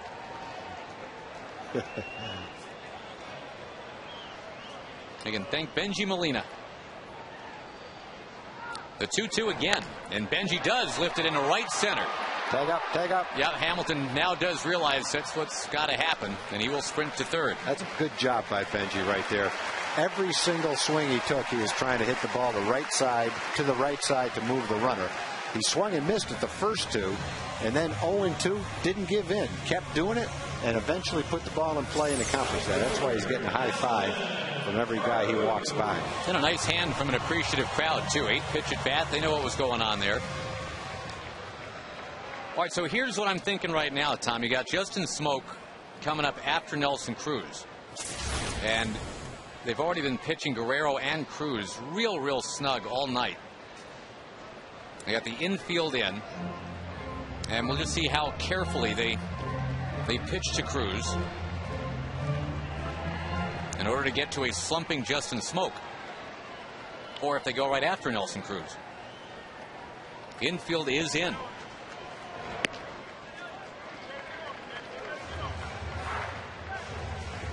Truth be told, Nelly's not swinging a great bat of late. He's got a blue pit tonight. That makes him 3 for his last 20. Dropped down to 7th in Ron Washington's order tonight.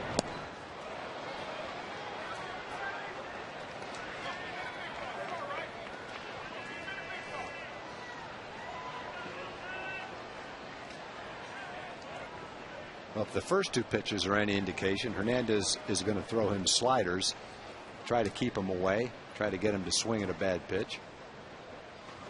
There's a good fastball, 93 miles an hour in the outside corner.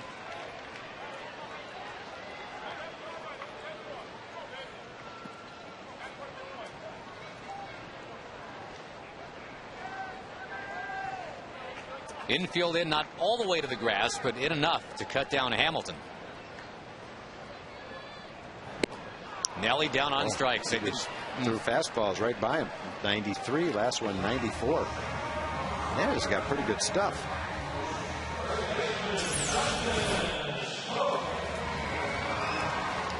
Nothing fancy there. Well, the Rangers have had a lot of guys in scoring position tonight. And you don't want to strand a Hamilton after a leadoff double. Well, they had bases loaded, no outs in the 5th. First and third, 2 outs in the 6th. Man on third base and 1 out. Looking for that big 2-out hit. Had a couple of 2-out hits in the 2nd inning. Elvis's was an infield hit, and then Michael drove in a run. Actually got a pretty big break. The wild pitch to first base on the pickoff attempt that helped out that inning. Although all the runs, even though there were two errors in the 2nd, all the runs were earned runs. Well, Justin Smoke, again, we've talked about it a lot, just trying to pick things up again. It looked like he was going down there in Houston, but since then, 8 for his last 54. He needs a little help right here. I'm going to help him with a call. On 2-0 for Justin Smoke. Looking for number 9 this season.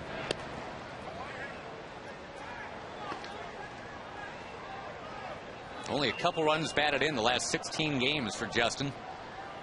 There is a chance with a base hit anyway to capture an RBI. Be a big one for the Rangers right now. Steers it to 3-1. With Bourbon waiting next.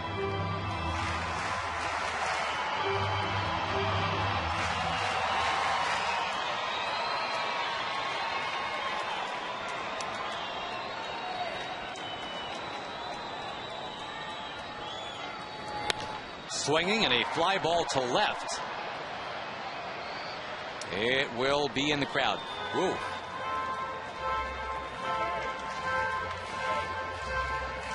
Smaller crowd tonight with the wet weather. Nice crowd, real nice crowd expected tomorrow night for the fireworks after the game.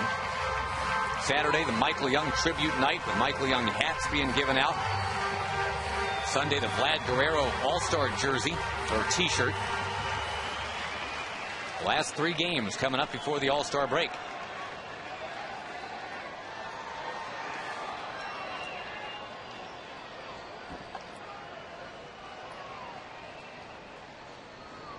Three-2 pitch is popped into shallow center.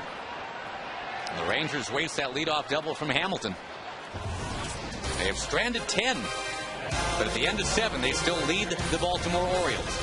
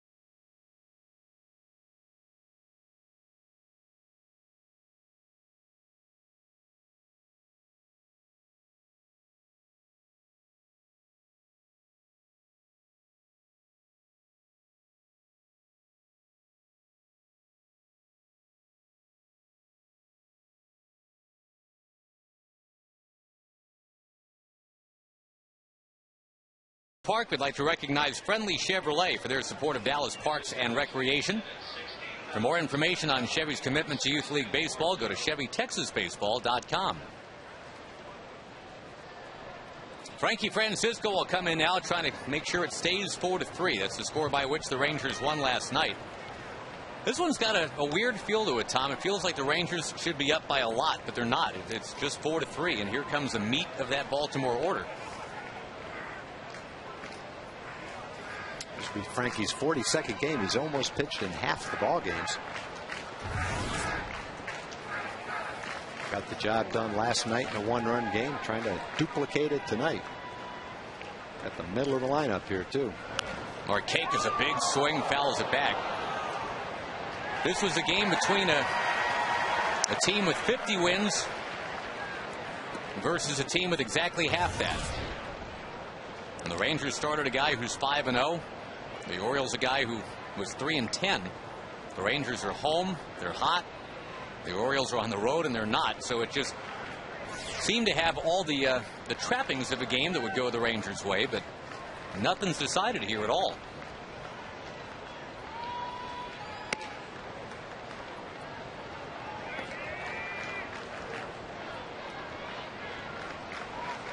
The Orioles bullpen is held. Done a real nice job. Now the Rangers bullpen, which has been great of late, got to do the same.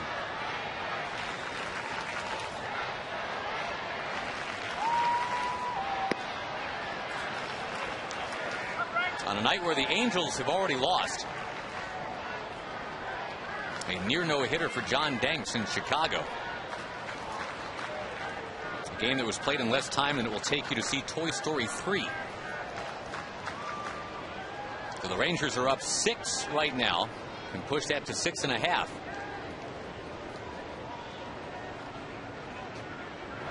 Markakis sharply to short, bobbled by Elvis, and does not have a play.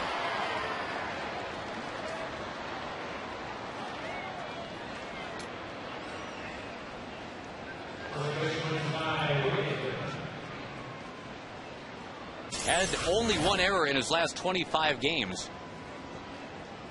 But that is going to go as an error to get the go-ahead man to the plate. Yeah, you got probably the best hitter, Orioles' best hitter, not probably, for sure. And you got a chance to retire him there as the first out in the inning. Unfortunately, he's going to be on base right now. Well, Frankie's got some pitching to do right here.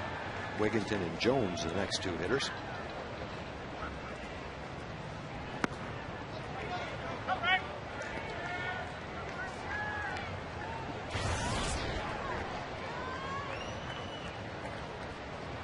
Tommy Hunter went into the 7th inning tonight. Everything was nice and orderly into the 7th inning, but then PA blasted that home run. Then there was a single and a walk. The Orioles started coming back.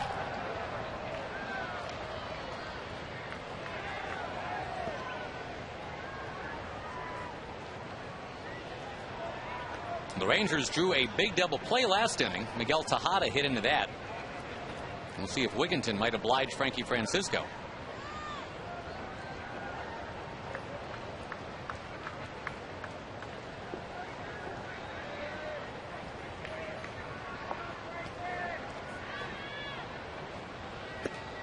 He offered, didn't he? No, says Jerry Meals. He thought he swung. It's 2-1, not 1-2. I would have voted yes. I would have voted yes. You and I are in this booth. Although if I was a neutral observer, I still might have voted yes. I would have said yes. I think he went. Infield hangs a double play depth. Big lead from Markakis at first. He's going. Got a great jump. Benjamin Molina whips it down there. There's no way. He's got a huge lead and a great jump. And now forget about the double play. The tying man's at second. Nobody out. A 3-1 count. Benji had no chance.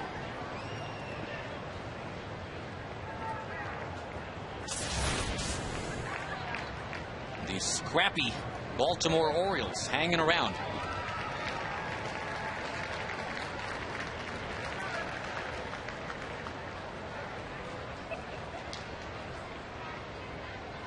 Wigginton pegs it into center field. Borbone quickly up with it. It's going to be first and third, and nobody out. That's the danger of falling behind an all-star 3-1. He fell behind and then threw him a belt high splitter. And again, this one continues to have a real uncomfortable feel as Torres will pinch run.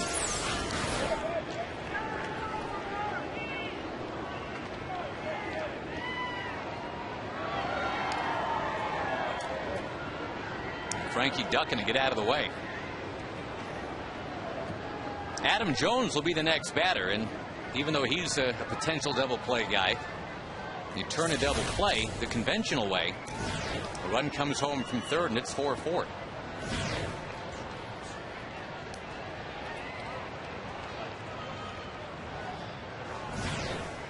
Darren Oliver getting ready. You've got the lefty PA due up after Jones.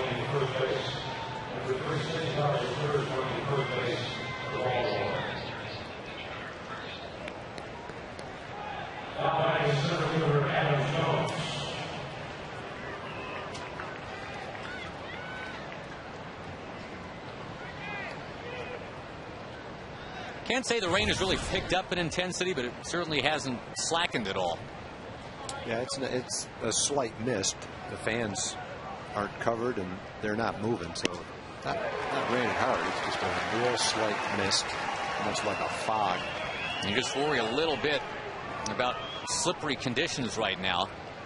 Don't know if that impeded Elvis at all on that ground ball he tried to handle. No, that was just a boot right there.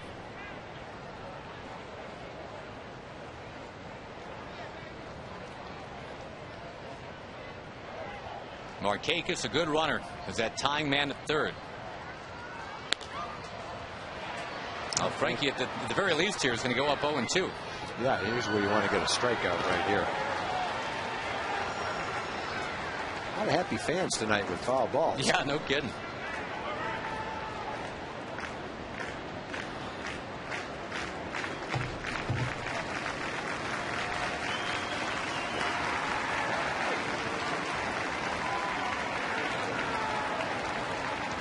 Two strikes to Jones. He was an all-star last year for Baltimore. High fastball, right around the chin. Get him to chase. Get him to chase. Jones, a guy with 13 homers, 8 of them last month.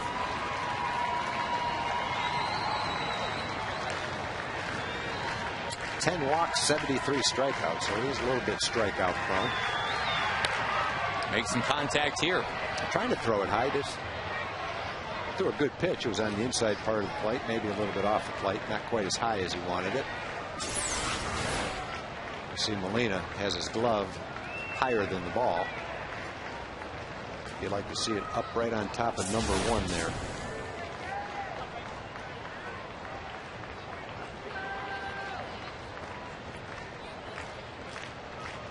First and third and nobody out. The Rangers again had plenty of opportunities in this one to really pile it on and never did. Even when they had the 3-run second inning, they left 2 on. Most egregiously, the 5th inning, bases loaded, nobody out, couldn't score. And the leadoff double in the 7th from Hamilton was wasted too.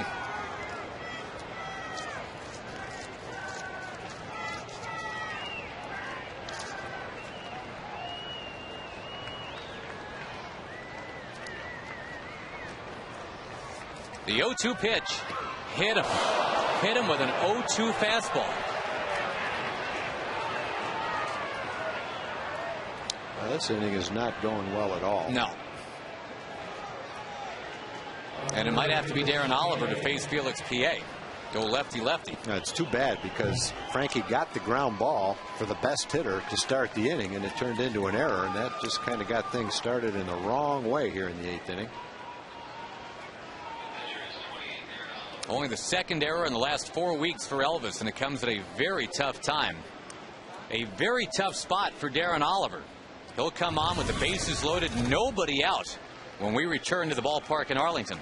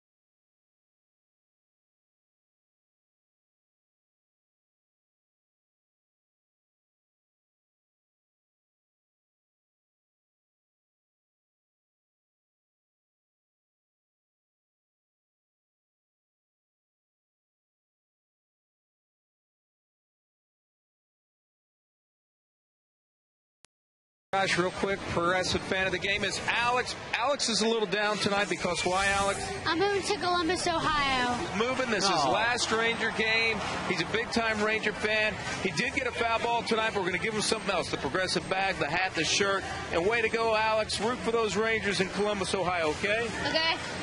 We need 3 big ones. Go Rangers! There we go. Nice. All right. All right. Thank you, Alex. Good job. Let's go. Get 3 big ones. All right. He'll like Columbus.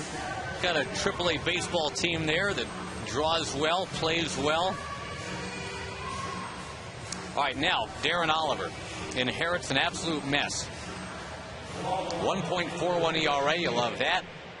Only 9 walks, you really like that. Boy, you hate the vibe of this game right now. The Orioles, the bottom feeders of the American League, rallying on the Rangers. They were down 4-0. It's now 4-3.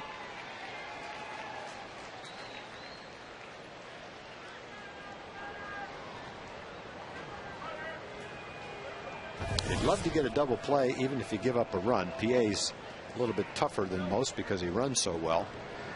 Love to get a strikeout. Hard hit foul.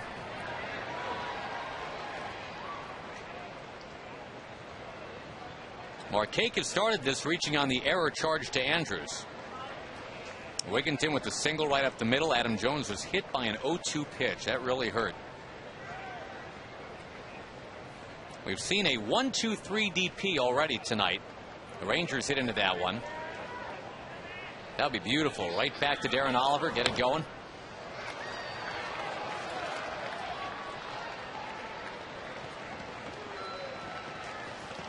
Actually, check that. Molina's was a 6-2-3. That was to the shortstop. I'd take that too. I'll take it. Well, you're going to have a hard time with that one. Because the infield's back. If Elvis turns that double play, someone will have to fall down. 2 people are going to have to fall down. Did it hit him? It did. This game is tied. Another Oriole hit with an 0-2 pitch. Just when you think you've seen it all, here are the Rangers, 6 games up in first place for the first time in 11 years. They've got a 4-0 lead on the worst team in the American League. And now, for the first time that I can remember, Tom, ever in 9 years doing these games, back-to-back hit batsmen on 0-2 counts to tie the game.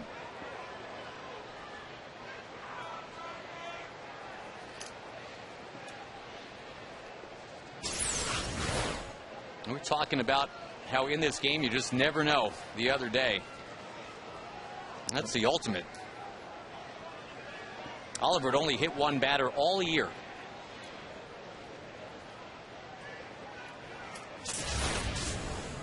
Well, both batters, both Jones and PA, you're down 0-2 against 2 good pitchers. And you're just kind of right on the verge of striking out. And instead, they both get on base. Well, now you've still got the bases loaded and nobody out. Now it's a tie game.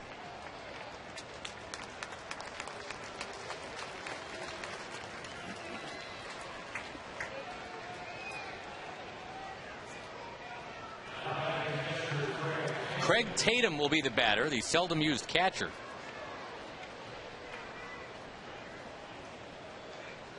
Now he's a righty. You've got another lefty due up after Tatum, and Scott Moore. Boy, 4-4 in the top of the 8th. And Tommy Hunter will not win this game. I mentioned yesterday how the bullpen retired 9 out of 10. They've retired no one here in the 8th inning. All 4 Orioles have reached. You know, it's an entirely different inning if the ground ball to short is turned into an out to lead off the inning. Now Frankie's pitching from the windup. He's not pitching from the stretch. And chances are it's a nice quick 1-2-3 inning. So in spite of what's happened since then, the whole inning started with that play, which is a routine play for Elvis. He just failed to make it that time. Now still in a position where if you get a strikeout in a double play, you are not behind. The ball coming back and catching that outside corner.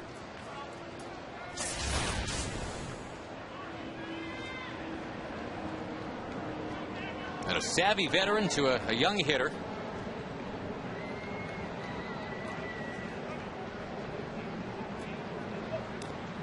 An all former Angels battery here. Oliver working to Molina.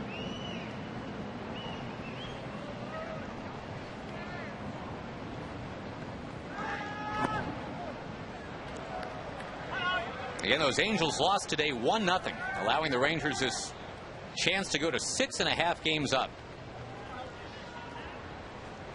And again, not since the end of the '99 season when they finished 8 games up have they been up this high in the standings. That's down 3-2.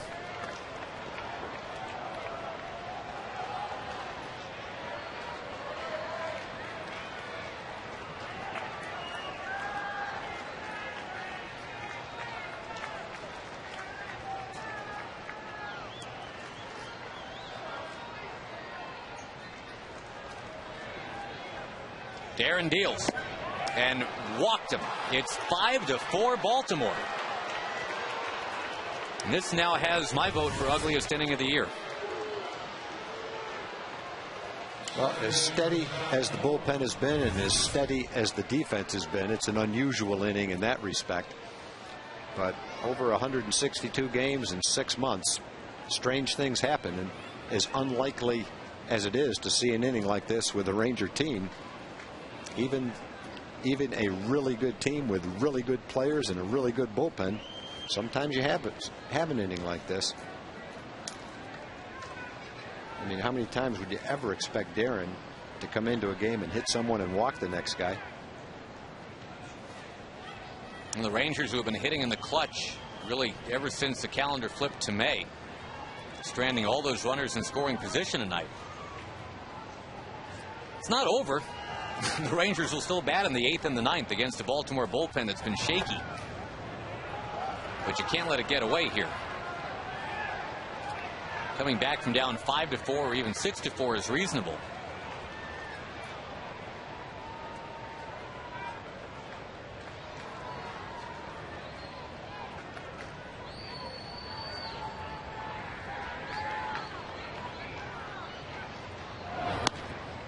That one bent in there for a strike.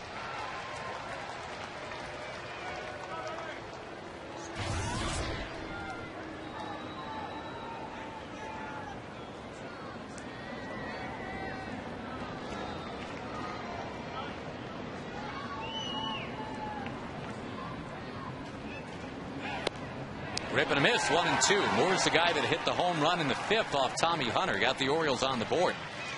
That seemed real harmless at the time. It was kind of an oh well, because the Rangers were in total control of the game at that point.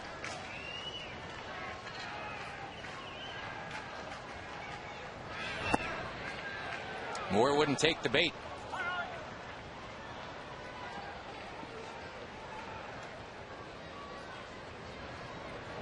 Rangers ready to turn to the bullpen again, maybe right after this. Oliver to Moore, the lefty matchup.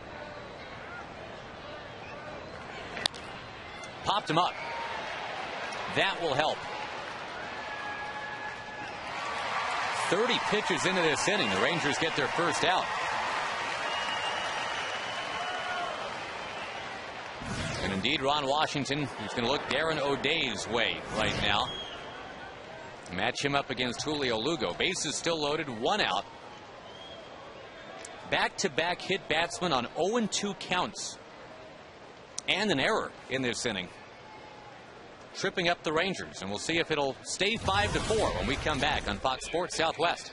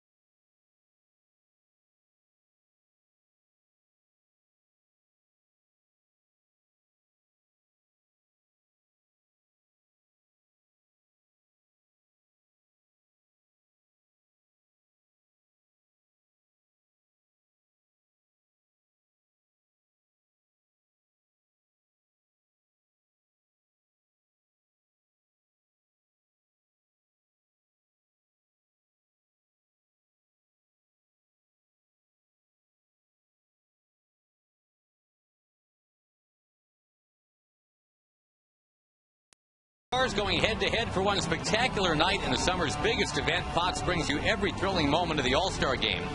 Tuesday, July 13th, next week, live from Anaheim, 7 Central on Fox. Hamilton will be there and 4 of his teammates. Right now, the matter at hand is extinguishing these Baltimore Orioles. They've already scored twice in the 7th, twice in the 8th to take a 5-4 lead. And Darren O'Day, Tom, 13 shutout innings in his last 13 appearances. Well, we showed what the 5 guys out in the bullpen have done over the last 3 weeks, and been pretty amazing. Every one of them with an ERA below 2. That's been a strength all season long for the Rangers. Last 44 batters against O'Day, 4 of them have gotten a hit. The Rangers will be jonesing for the double play right here. Julio Lugo is the hitter.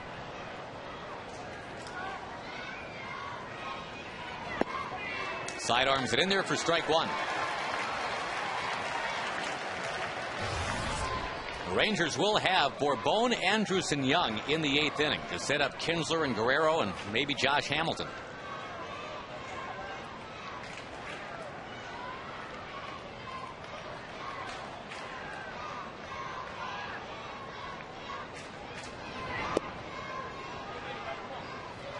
What was a 4-0 lead got trimmed to 4-1. We mentioned that homer by Moore. And then 2 in the 7th, now 2 in the 8th. Tommy Hunter will get a no decision in this one. Yeah, Tommy had good stuff today. He was throwing a lot of strikes, working quickly, and it's just one that got away. Slipped away from him. Had a very manageable pitch count entering the 7th inning. Throwing a ton of strikes, too. 1-2 to Lugo.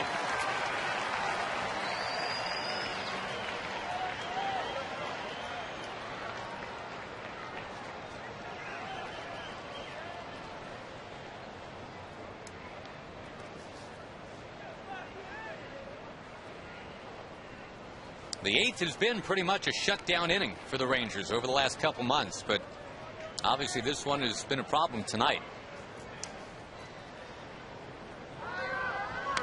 Fouled back by Lugo. And we mentioned last time up, this has actually been one of their hottest hitters, even though he's their 9th place guy. He's hitting .355 the last 3 weeks. And the Rangers, when the Orioles came in here back in May, Tom, their number 9 hitter playing shortstop killed him. That was his Taurus. Had 7 hits in 2 games from that number 9 spot.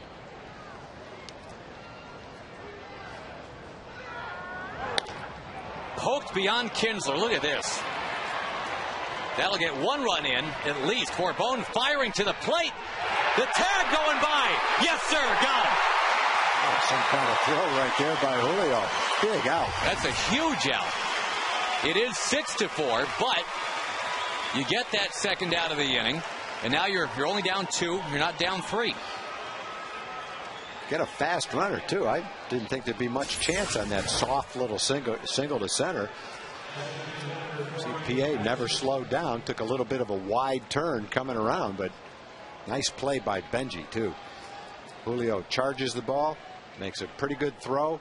Tough ball for Benji to handle, though. It's a short hop. Took a skip right in the middle of his glove, and then one-handed reaches out and makes the tag. Beautiful play. Got him going by to keep it 6-4. Now the 8th man to hit this inning, Corey Patterson. And again, this inning pockmarked by the error charged to Elvis Andrus that opened it. An incredibly back-to-back hit batsman on 0-2 counts.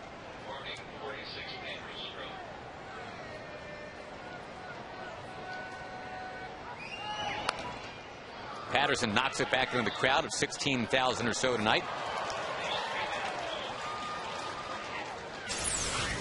And back to that play at the plate. Got him right on the backside. Yeah, that's a very difficult play for Benji to catch that ball skipping like that, almost a short hop right near him, and then sweep one-handed and make the tag.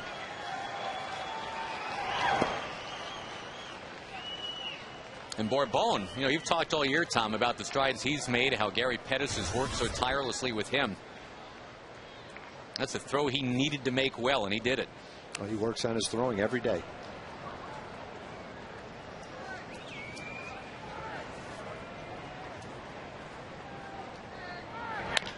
On the ground, Smoke has got it. Rights himself, gets it to O'Day. Out of the inning. After some major damage done, the Orioles take the lead. But the Rangers are still in range to come back. It is 6-4.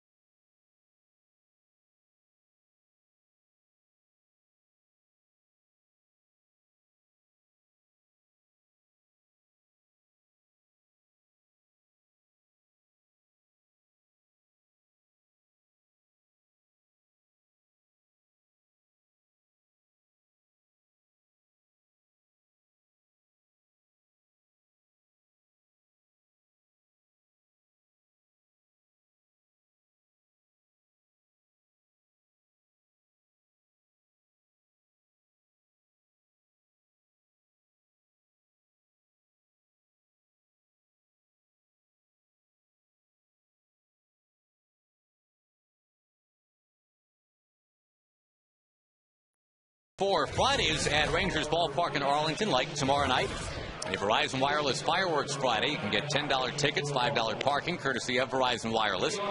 Fireworks after the game. Go to TexasRangers.com. Enter Verizon as the coupon code to get it done. Sponsored by our friends at Jack FM.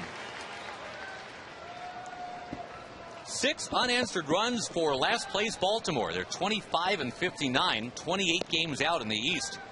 But given the Rangers all they can handle tonight, as Torres stays in the game at short, that bumps Lugo from short to second. And Moore now ends up going from second to first. New pitcher to tell you about, too, Jason Birkin, who we saw a couple times here tagged back in May. And he's ended up having a pretty good year. He leads American League relievers with 47 innings pitched already. Yeah, he is having a real good year. His ERA is solid at 2.11. Good opponent's batting average. Good number of strikeouts. Birkin with some long relief in a game started by Brian Mattis here back on May 20th. Mattis couldn't get out of the third inning.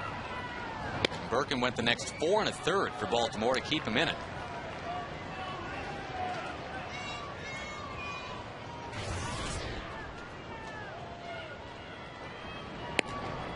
Borbone reached on a walk and scored back in the second.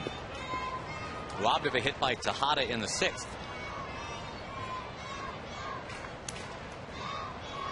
And Birkin, the former Clemson Tiger.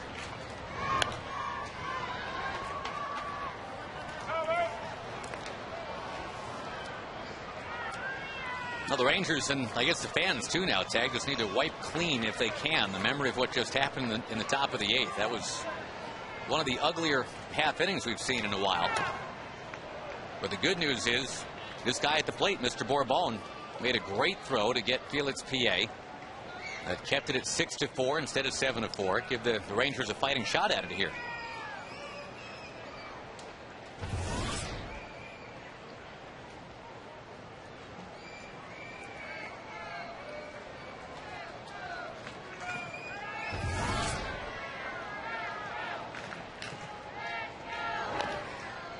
Already on this road trip, Dale Scott took the brunt of that one. He's going to try to walk it off. Baltimore has given up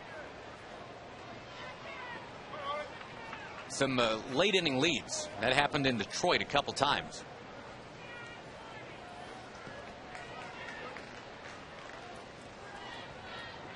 Rangers will hope to inflict more of the same here. The Angels, we mentioned, a 1-0 loser today.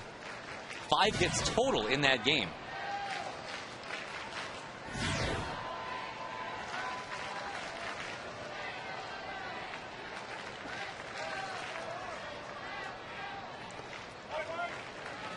Yankees and Mariners are 0-0 in the 4th tonight.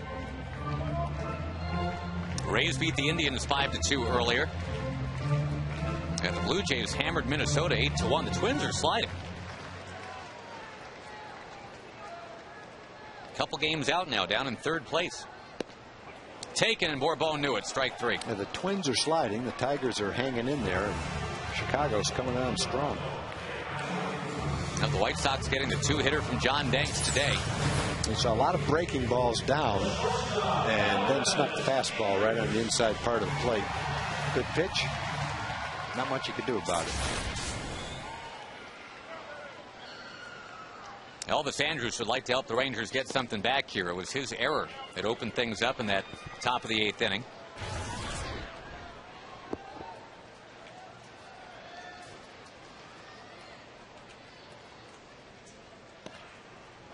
Well, this Baltimore bullpen, Tom, we had mentioned that they've been used a lot of late.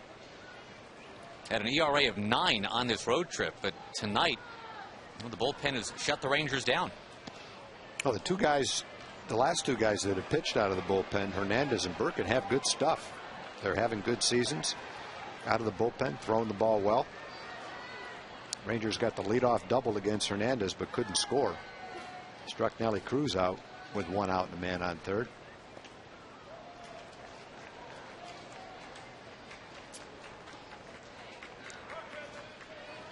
Rangers hoping not to waste a 3-for-3 night from Josh Hamilton. 2 doubles and a home run.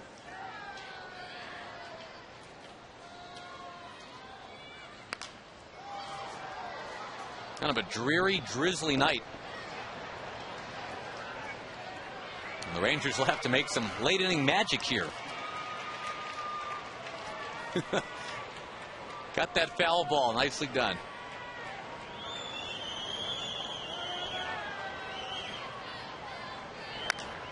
To right field. Out number 2.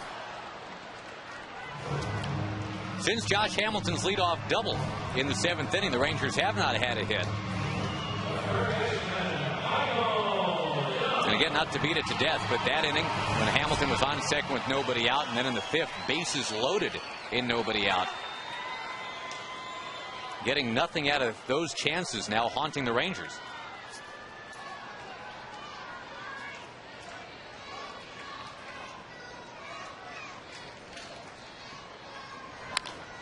Young will send one upstairs. Quick run through the National League scores for you, Tag. The Padres behind Matt Latos, who goes to 10-4. All over the Nationals 7-1 tonight. He even hit a home run in that game. His first big league homer. Dribbled towards second. Lugo's got it. The Rangers down in order against Birkin at the end of 8. Baltimore 6 and the Rangers 4.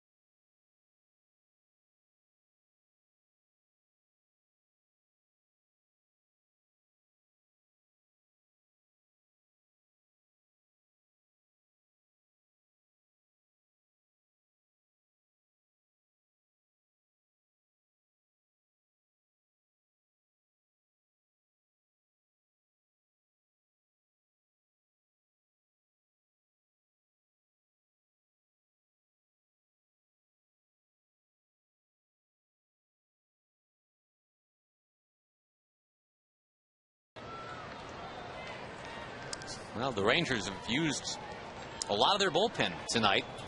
They seldom used Pedro Strop, who spent most of the year in AAA and did well enough there to get an invite to the Pacific Coast League All-Star game, but he'd rather be a Ranger. He's going to face Miguel Tejada, the only man who didn't bat for Baltimore in the 8th inning.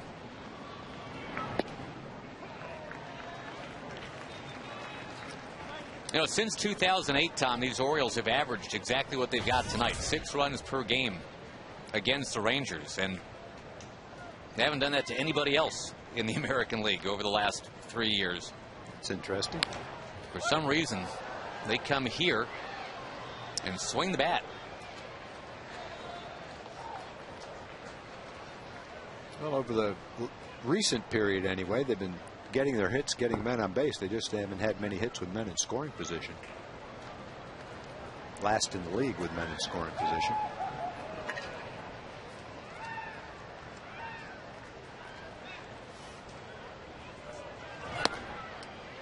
They had a lot of help from the Rangers last inning. The back-to-back hit batsman, the error. And when they did get a hit with runners in scoring position, was a little bloop. And got a man thrown out at home plate.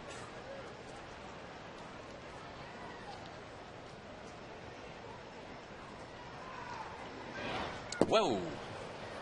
Not close. The Rangers and Orioles here in 1996, you might remember,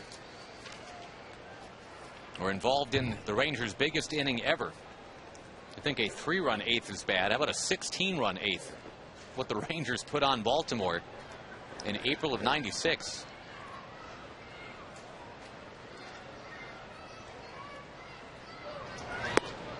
Tejada with a mighty cut, and down he goes. That guy that doesn't strike out too much. Got him twice tonight. With Markakis coming up, we say hello to John Radigan. Yeah, Josh, sitting down here on the Rangers live set, getting ready to be joined by Mark McLemore. We'll try to figure out what's happened to the Rangers in the first game of these series. They look like they might lose another game 1 of a series. We'll hear from Tommy Hunter and Josh Hamilton. We'll be sitting here rooting for a 3-run 9th inning, but even if it doesn't happen, Rangers fans, don't despair. It could be worse. You could be fans of the Cavaliers tonight. Yes, this is true. Thank you, John. Markakis taking down. And Mark McLemore, who will join John afterwards. He was part of that 16-run inning for the Rangers in '96. He scored twice in that inning, off a single and a walk. That was a Kevin Elster grand slam off Manny Alexander to punctuate all that.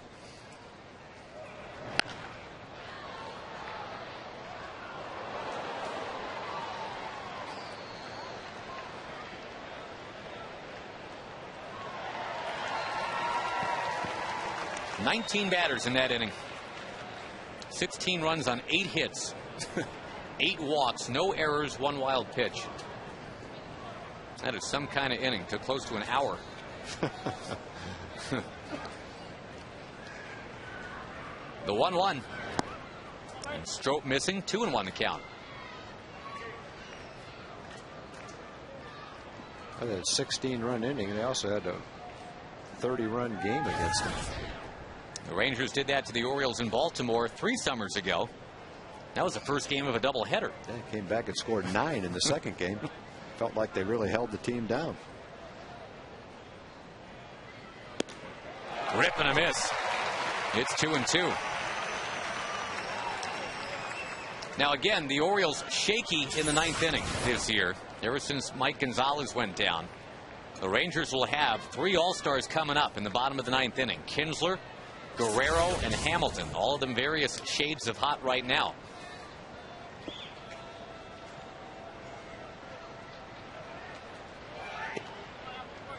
Hamilton's like surface of the sun right now. It's 3 for his last 3 tonight. 2 doubles and a homer. And yep, Alfredo Simon will get that opportunity to close it out tonight.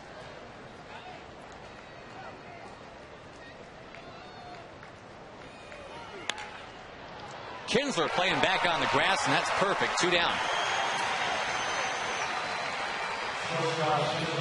There's a couple other scores we didn't get to. Tag the Phillies over the Reds in 12, 4-3. Joey Votto, another home run for Cincinnati. He's got 22, and he is going to the All-Star game. Nick Swisher voted in as the last man for the Yankees in the American League.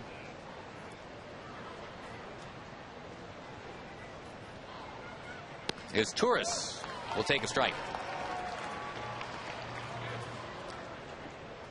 The Diamondbacks trying to break a 5-game losing streak. They're up 6-1 on Florida.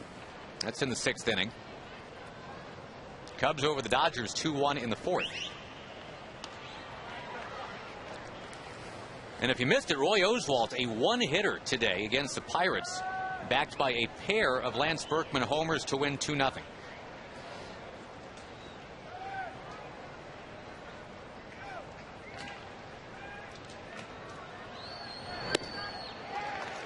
Outside corner, 1-2.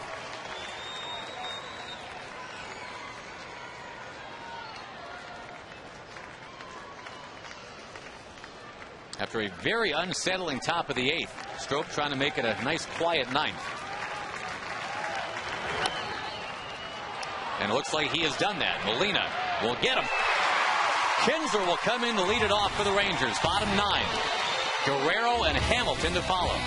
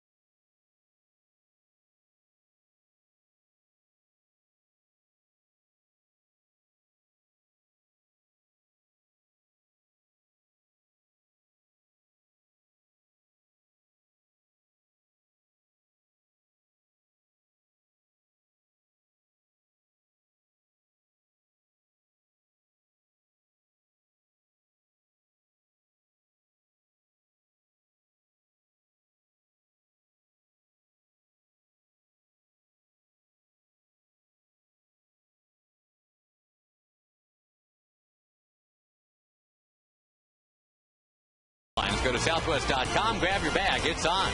By Progressive, for a money-saving car insurance quote, call 1-800-PROGRESSIVE. And by the Ford F-150, check out the 2010 F-150 and drive one. Ford is the best in Texas.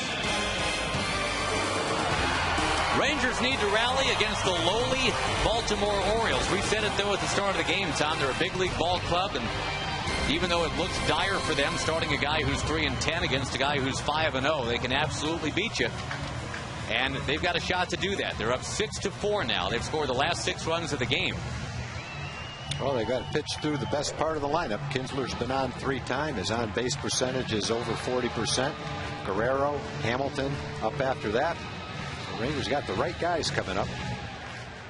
Alfredo Simon has become the closer here. One of those home runs he allowed was just a couple nights ago to Miguel Cabrera in the 9th to blow a save.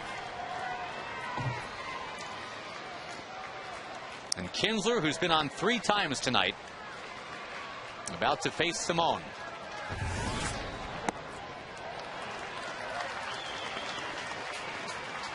Simone's walked 13 batters in 22 innings. That's not good. Here's a guy that's been walking a lot, so you'd love to get the leadoff hitter on, just like the Orioles did in their 3-run inning. Give Guerrero and Hamilton a crack at it. There's some heat for a strike.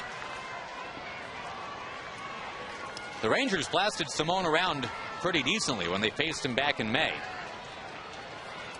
They went 4 for 6 against him with 3 home runs. And Kinsler hits it high, but didn't quite get it. Now check that, 2 home runs allowed by Simone in that game. Those are the 2 he's allowed this year.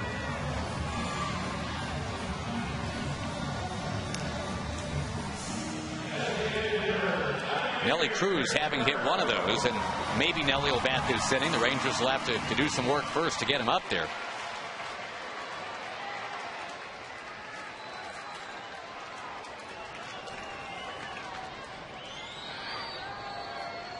Well, the Rangers 0 for their last 7. After that Hamilton leadoff double in the 7th.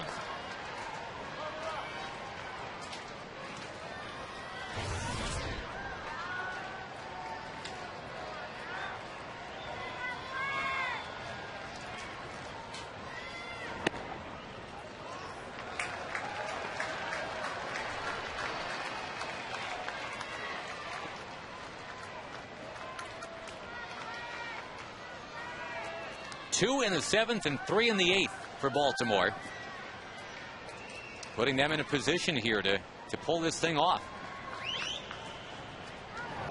Vladdy takes. Fastball's on the corner.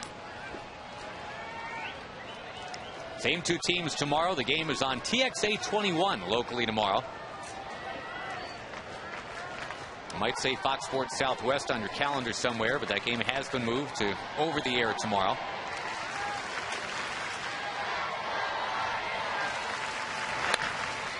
Grounded slowly. Tejada will spin. And Vladdy trying to dance. He did it. He got around the tag of Moore. And they're going to get right up in Jerry Meals' face to argue that. But Josh Hamilton's going to bat as the tying man. Yeah, I don't know that they can reverse that.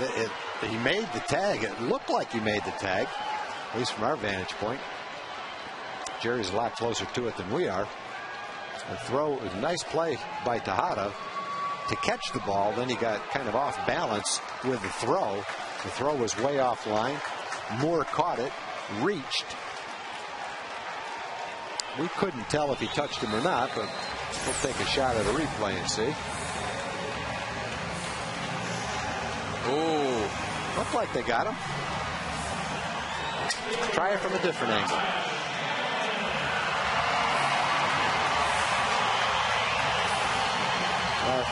Tough to tell.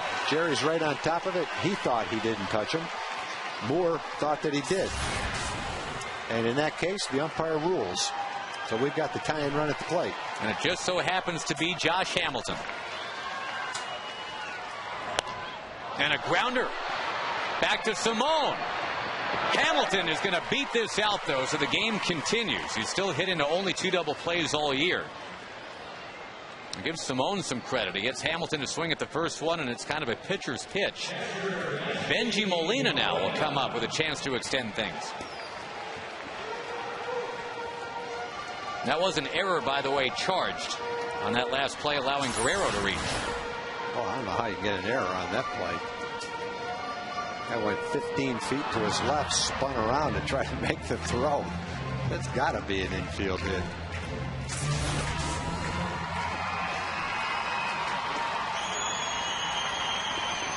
This will be a real nice time for Benji Molina's first home run in a Ranger uniform. Going for it, too, but he's down 0-1. A lot of fastballs from Simone.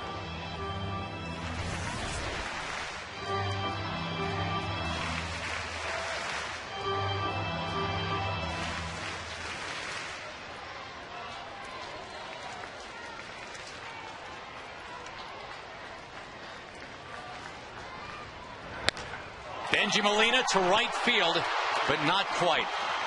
It is caught on the track by Markakis. The Rangers coughed up a 4-0 lead tonight. And the Baltimore Orioles, who had won only 9 times on the road all year, maybe their most unlikely win of their season as they come back and take it 6-4. That was a game that Tommy had in hand. He was throwing the ball great. All his pitches were working, throwing a lot of strikes. But it just kind of slipped away. Gave up a couple of home runs. He started the 7th inning with a very manageable pitch count. But he left, and then it was a forgettable inning. A couple of hit batters. An error started the inning. And the Orioles put 3 on the board, held on, and won it 6-4. A chance for retribution tomorrow. The Rangers left Scott Feldman on the mound. And, boy, they had a chance to get to 6.5 games up tonight in the AL West. They'll settle for being